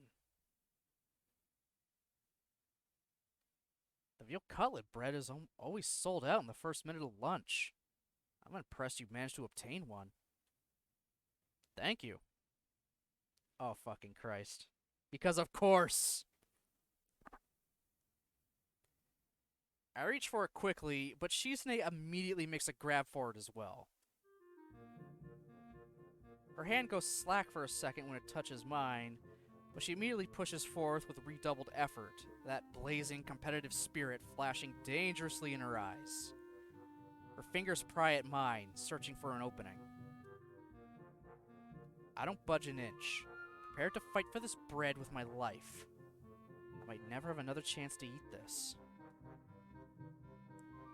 I'm fully aware that if we continue like this, we could crush the bread, greatly reducing its edibility. Hey, Jen. How's it going?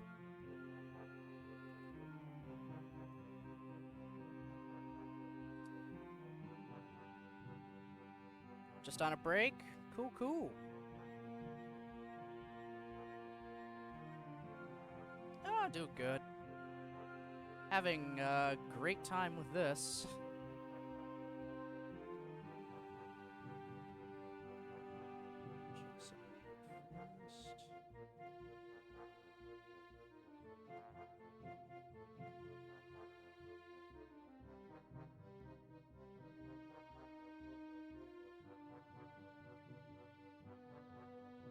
So you ended up getting another shift today then, if you're on a break, I'm assuming.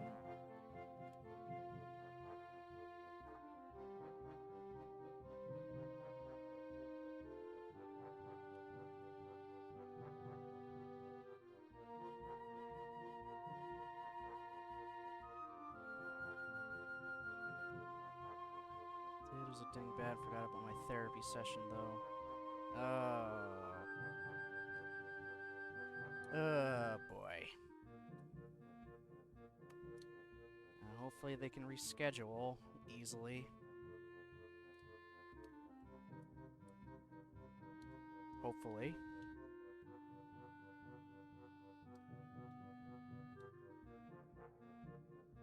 But other than that, work going well?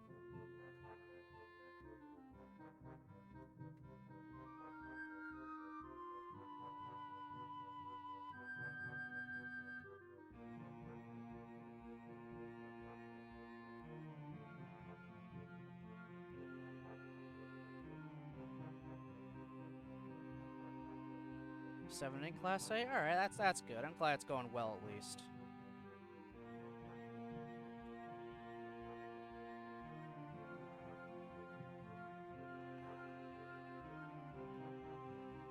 Alright, so to just kind of briefly catch you up on what's happened so far. Day after the festival, we ran into Shizune. Had to write things down on pen and paper to talk to her because Misha wasn't around. And then we asked her, hey, a lot of the stalls we went to were ones that I helped build. Did you do that as just kind of a game or a joke? And her response was, no, I thought you'd want to see the fruits of your labor. And when we asked why, she just right out of the gate bluntly says, it's because you were depressed. She was trying to cheer us up the whole festival day because she could clearly tell we were depressed as hell. After that, we asked Misha, hey, am I able to learn sign language in this school? I want to be able to talk to Shizune without always having to rely on you. And we've just been kind of going back and forth with that. We're slowly starting to understand Shizune, so her ... dots are being replaced with bracketed words.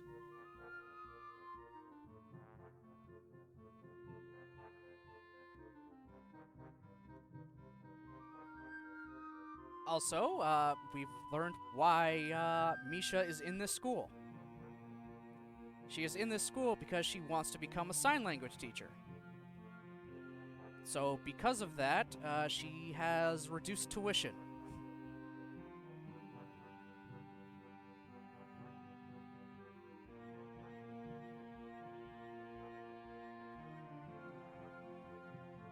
So yeah, that's pretty nice.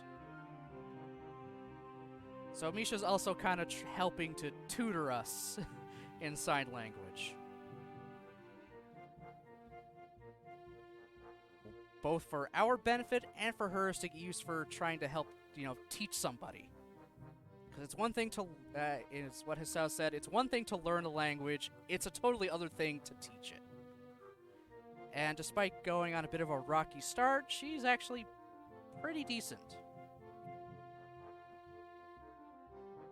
So yeah, Misha's whole thing is she wants to be a sign language teacher. That's why she's in this school. So again, as far as we know, she doesn't have any kind of physical disability. Anyone can go to this school. It is set up to help those with disabilities, but it's not strictly only for them. Anybody can come to this school if they want to. And Misha is one of those people.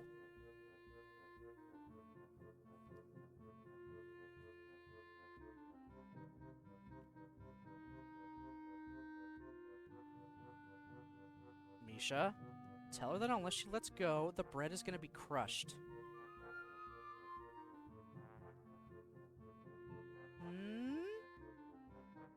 Why can't you do it yourself? I'm startled she can so nonchalantly let slip that I could communicate with Shizune just fine if I wanted to. I was considering the possibility it was intentional, but I'm sure she was just distracted trying to tear the wrapper off a juice box straw. Oh yeah, also, we were trying to keep the fact that we're learning sign language from Shizune until we think we're at a level where we could properly communicate. We feel anything less would just be insulting to her. We want her to treat us as an equal, and we want to be able to treat her as an equal by, effectively communicating.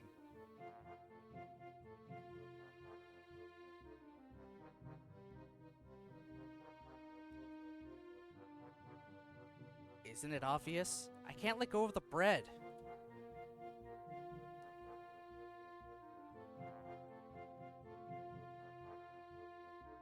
I mean, even he admits that it's probably childish that he's wanting to take it to that kind of extent.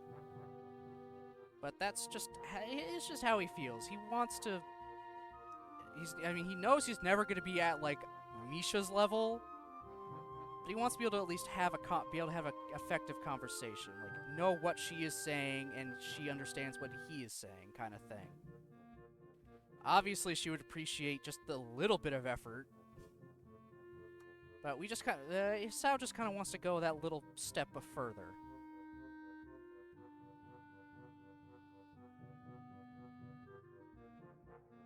It's almost like this is a challenge I'm giving myself kind of thing.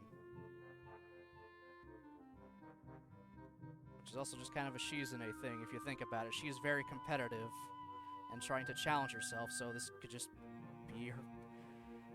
Hisao kind of taking some of that into himself. He's challenging himself to actually be on a conversational level in a new language before actually using it.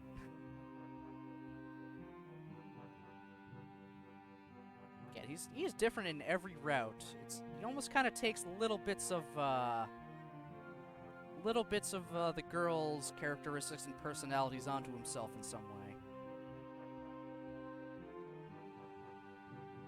Again, that's why he's got Misha, his wonderful tutor.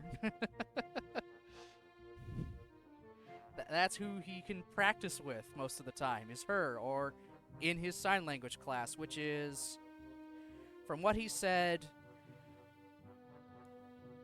the teacher has not spoken a single word other than when they agreed to let him join the class. After that, it's been straight. They've only been using sign language to talk and teach. So he said it was rough at the beginning, but he's managed to pick it up, and the teacher even complimented him on how he's managed to, do. So it's one of those. It's a very immersive class. Yeah, exactly. And he did pick it up. I mean, we're understanding more of what Shizune is able to say, which is nice.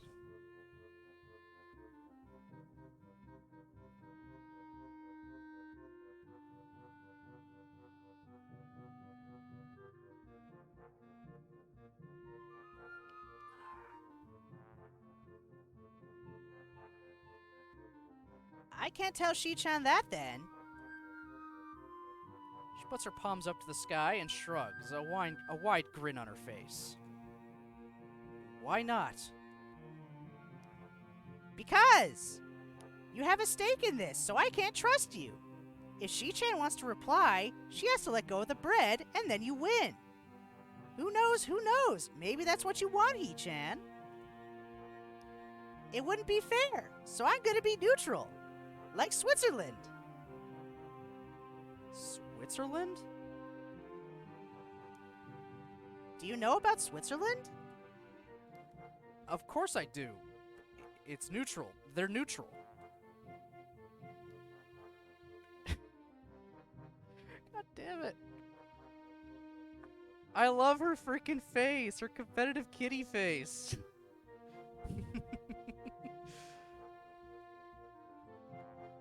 Shizune stares at me cockily, the tip of her tongue sticking out slightly from between her teeth, as she continues to tug firmly at the veal cutlet bread between us. Suddenly she lets go and holds her hands up, palms facing outward, the universal gesture of peace. Seems like a poor way to settle this, doesn't it? And we might crush the bread. She glares, and her passive expression quickly plummets into a disapproving grimace. He-chan, drop the bread. We are negotiating now. I drop the bread reluctantly. Misha's hand darts in from the side, her fingers drumming across the table as it makes its way over. Ah, don't mind me. I don't even like veal. I'll just take this sandwich right here, and something to drink too. Picking them up cautiously, she immediately retreats. She has the right idea. Could just pick something else. There are a lot of delicious things here. Chicken katsudon bread is also a popular seller, ranking high in taste and demand. But I've already eaten that one before. You're so immature, Hisao. This wouldn't be a problem if you would pick something else. The chicken katsudon bread is delicious. You're so immature, He-chan. Why don't you pick the chicken katsudon bread instead? It's delicious! But I've already eaten that. He-chan, why are you so obsessed with eating the veal cutlet bread specifically? It's so delicious, why don't you eat it? Because she wants the veal. It's apparently sold out within like the first minute the cafeteria opens. She wants the veal cutlet bread just as badly as we do. And because it's Shizune, she's competitive as fuck. She ain't gonna just give it up.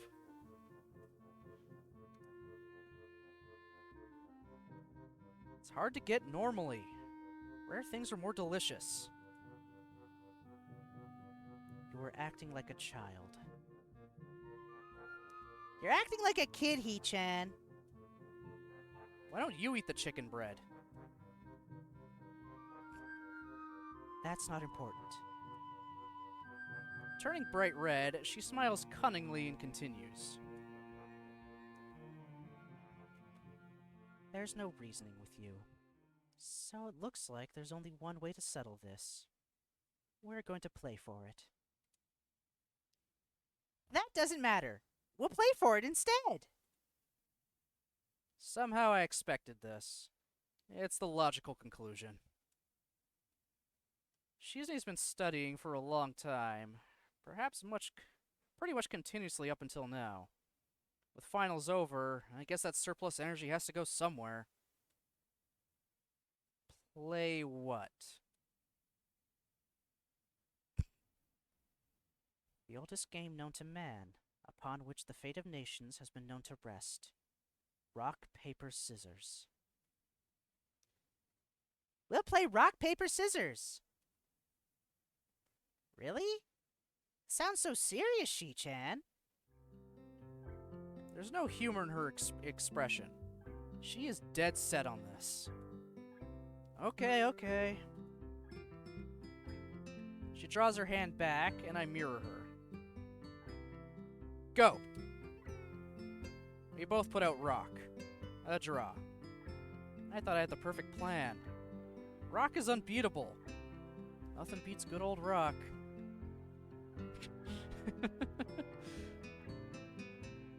Shizune frowns, deeply upset by this unexpected turn of events. Not as planned? Again. 2 papers. Damn. Again. We both throw out 2 rocks again, but a third hand is among us representing scissors. God damn it, Misha. This looks like fun. Can I play?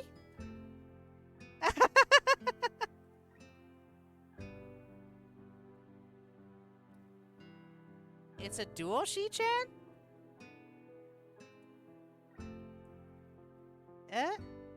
Dueling conduct? You're right. I really don't know.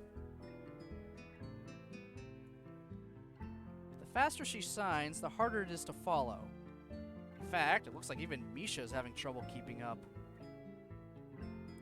What's she talking about? One more time. We tie again. Every time Shizune demands a rematch, eventually skipping that step altogether, and throwing rock, paper, or scissors out with increasingly reckless abandon. Even playing completely randomly, we continue to tie. This is a mathematical long shot. Misha hovers above us, watching it all and laughing each time we draw. After 16 rounds, Shizune pushes her chair away from the table and stands up. You hate the uniforms?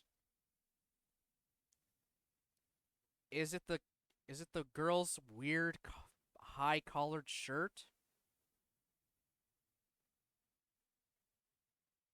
Because honestly, the shirt is pretty weird.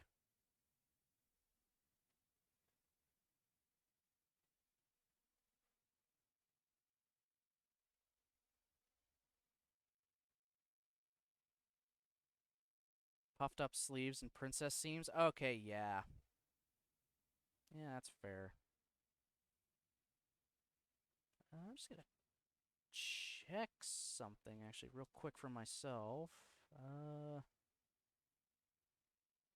Okay. Yeah, surprisingly, those were there since the original Dojin concept.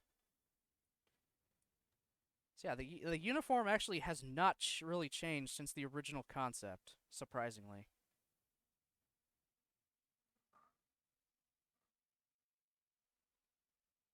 So you can blame Raita. You can blame him for his original concept back in 2000.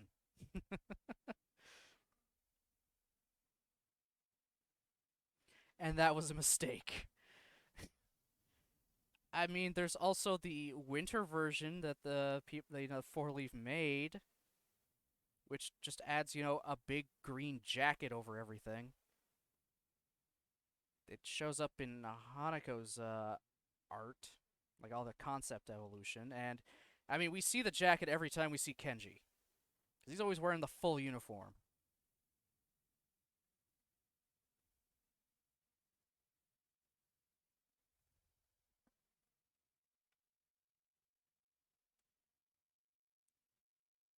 Enough of this, He-chan. I can see what I've been doing wrong. This will all be over the next round. So brace yourself, okay? Okay! I have studied your thought processes, and I see how you play. I'm anticipating your next move and will combat it expertly. This is all news to me, so I can't remember what we're doing this over. Shizune grins confidently, a look of fearless daring on her face. Her cool eyes flash with pure competitive spirit as she draws her hand back, goading me wordlessly to do the same. Her form is amazing, like a professional bowler or something, just to throw a hand motion. 2 papers.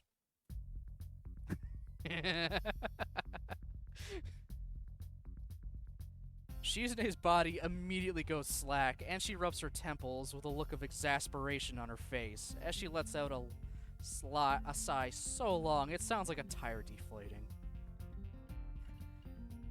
I realize I've gotten a lot hungry in the time we've been doing this. We can just split it. I break the bread in half and offer one half of it to Shizune. She takes it. Thank you. She looks at the bread in her hand, studying it. They wasted so much time, they could have done this from the beginning.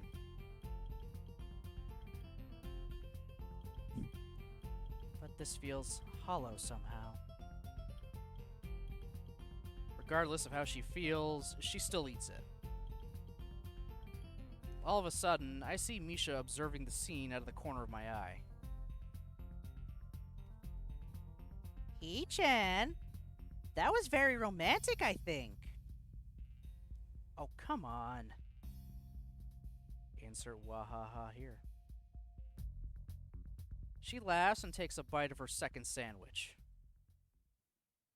We eat in silence for a while, Shizune and I managing to avoid any other contests. And then we go back to work.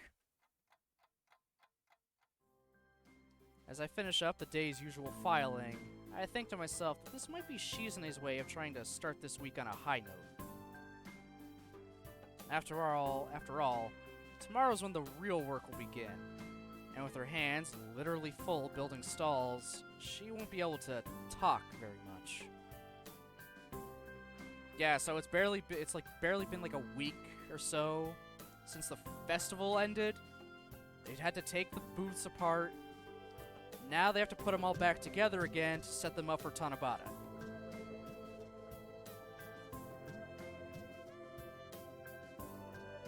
Will likely be pretty dull and tiring, like it was the first time around. I'm appreciative of her effort in that case. It's nice to have days like this, as a way of enjoying yourself before the days ahead. I think that was her idea as well. They should have left them, but apparently they used to store the stalls off school grounds somewhere.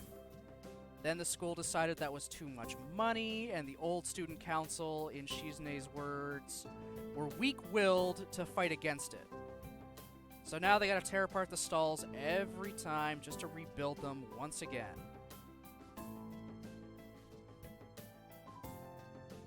Shizune does not have any kind things to say about the previous student council. I also remember I still have to get rid of Kenji's package. The damn thing is bulky, and somehow I've never been able to track him down since I picked it up. After student council is adjourned for the day, I walk toward the vending machines to look for something to drink, parting from Shizune and Misha.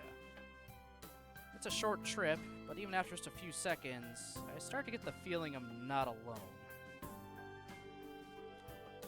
A pair of hands cover my eyes. Guess who? Shizune? Insert wahaha here. It's me, Hee-chan. Yeah, I know. Then why'd you say it was She-chan? It's okay to be wrong sometimes, Hee-chan. You're too proud. Anyway, after student council, you don't usually have any plans, right? So you're just gonna go straight to your dorm? Where else would I go? Okay, that's great. That's great, Hee-chan.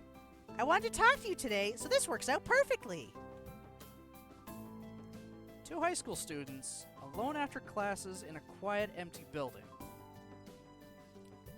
As the sun dyes the sky a romantic amber color, the cute girl says that she wants to talk. What a secretive and appealing situation. My imagination is buzzing. It's likely not going to be anywhere near as exciting as I'm making it out to be, but it's fun to play it up that way. Yeah, that's a thing. Also, when Misha first said, I want to be your tutor, his first thought was, this is probably the first time I've heard "I'll be your let me tutor you" in a not in a dirty movie kind of thing. His mind is immediately going to perverted places. Like, I don't... bruh. So, what the hell, man?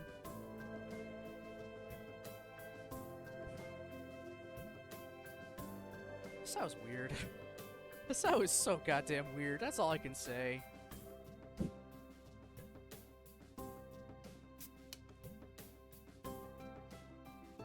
Popping the sound of my canned coffee opening destroys any chance of maintaining such a cheesy mood.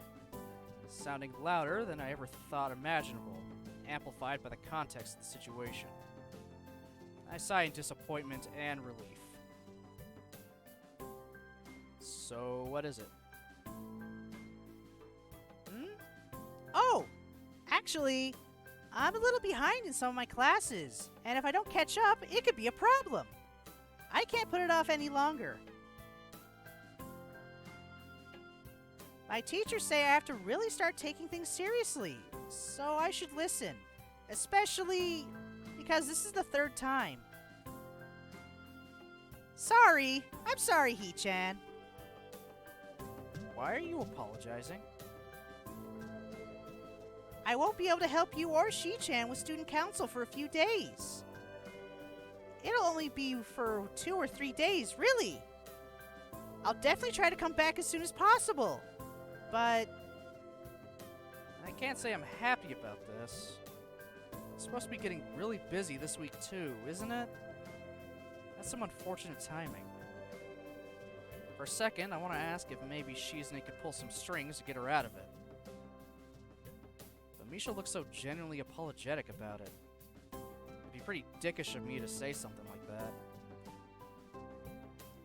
Besides, if she says it's something that can't be put off any longer, I'm inclined to believe her, considering how surprisingly serious she can be with student council duties.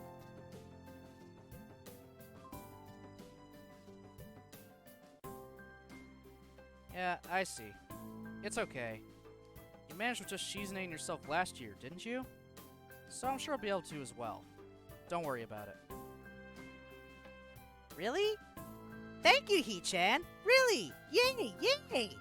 I didn't know Hee-chan would take it so well. I thought you'd be worried with how there's going to be so much... How The happened there? Ugh. Let's try that again. At least the second half of this thing. I thought you'd be worried with how there's going to be so much work with Tanabata coming up and everything. Damn, she knows me oddly well. But Hee-chan is so composed. I'm glad. Yeah. You're sort of right. I was thinking about it, but it's not that big of a deal. I'm not gonna freak out over that. It's gonna be a little annoying passing that pad back and forth to talk to Shizune, though. Hee-chan, just tell Shi-chan you can use sign language too. I don't understand why you won't. Not yet. I can understand most things already, but I want to be really sure. Actually, I wouldn't mind. Secrecy is killing me too, and it would be nice to be able to talk to her in a real conversation. Don't worry, I'm gonna have to tell her eventually. I want to. Actually, I'm trying to think of a good opportunity for it. That won't be a problem, Hee-chan. Why not? Well, because I kind of told Shi-chan you could understand her. She was worried about the same thing, that you wouldn't be able to understand each other. So, I was worried, but it worked out fine in the end after all. Misha, what the fuck? Okay, note for the future. Do not trust Misha with any kind of secret.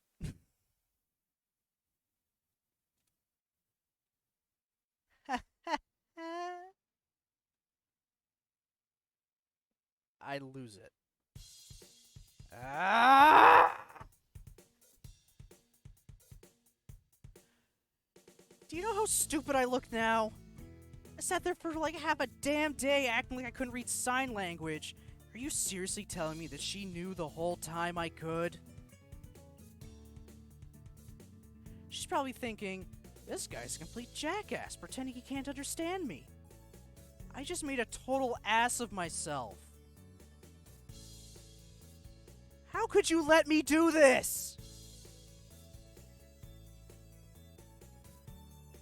Misha frowns, seemingly lost for words on realizing that I'm taking this differently than she might have expected. She doesn't speak again until after seeing that I've calmed down. But He-chan, I think this is definitely for the best. She says this without batting an eye, having waited patiently through my panic to say it. The cheerful delivery of her words makes it seem like she sliced out the time between when she dropped the bomb on me and now. It's pretty funny in a way. You have such a one-track mind, you know that? Yes. The damage is done. If Misha can believe that things will work out with such an unflinching surety, then maybe it's worth giving it a chance. And if things don't work out, I'll run as fast as I possibly can. Try to make it up to me anyway, just in case. She offers to buy me another drink from the vending machine. It's a very small token of apology, but I suppose it's the thought that counts, and her thoughts are sincere. Plus, it's a free drink, so I accept.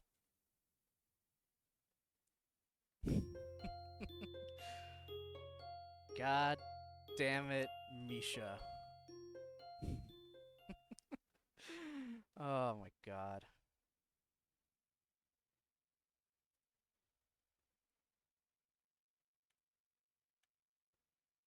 Alright, I am gonna call it there for today. Because I'm hungry, my throat is hurting, and I still have tomorrow for Katawa I can continue on with. This was just a nice little extra day I was able to get in this week because of plans changing. So, that was nice. Plus, I did go a little longer. And that also feels like just a good place to stop on just that kind of a note. Fucking Misha. Goddamn Misha. Also, I did not point this out at the beginning, but there's Shizune's Act 2 cut-in now at the bottom of the screen.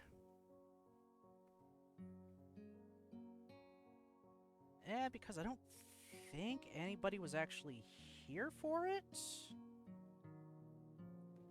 Yeah, I don't think anyone's actually here for it, so just because also I just want to watch it again, I'm gonna play Shizune's animation again, like her Act 2 opening animation. Because I like it, and it kind of, and like all these, it kind of sets the mood and gives you an idea of what to expect from the route. So, let's just play it.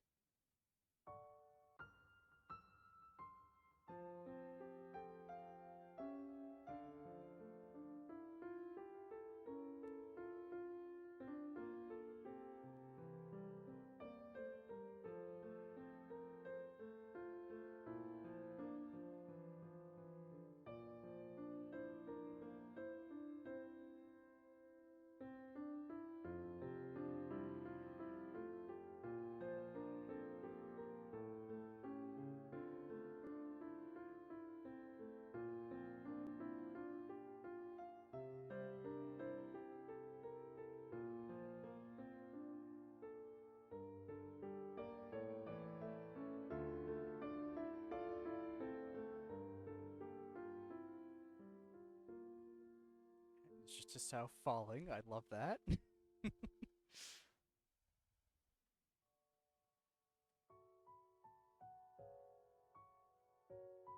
So yeah, like I said the first time. We went through that part. It's like my second favorite animation. This really makes Misha look like she's gonna go full Yuno, to be honest. Oh, she's gonna do something. definitely get into that when it eventually gets to that point. But yeah, that's when that's just that's what you could potentially expect from the route. I think you might be able to see where that's going.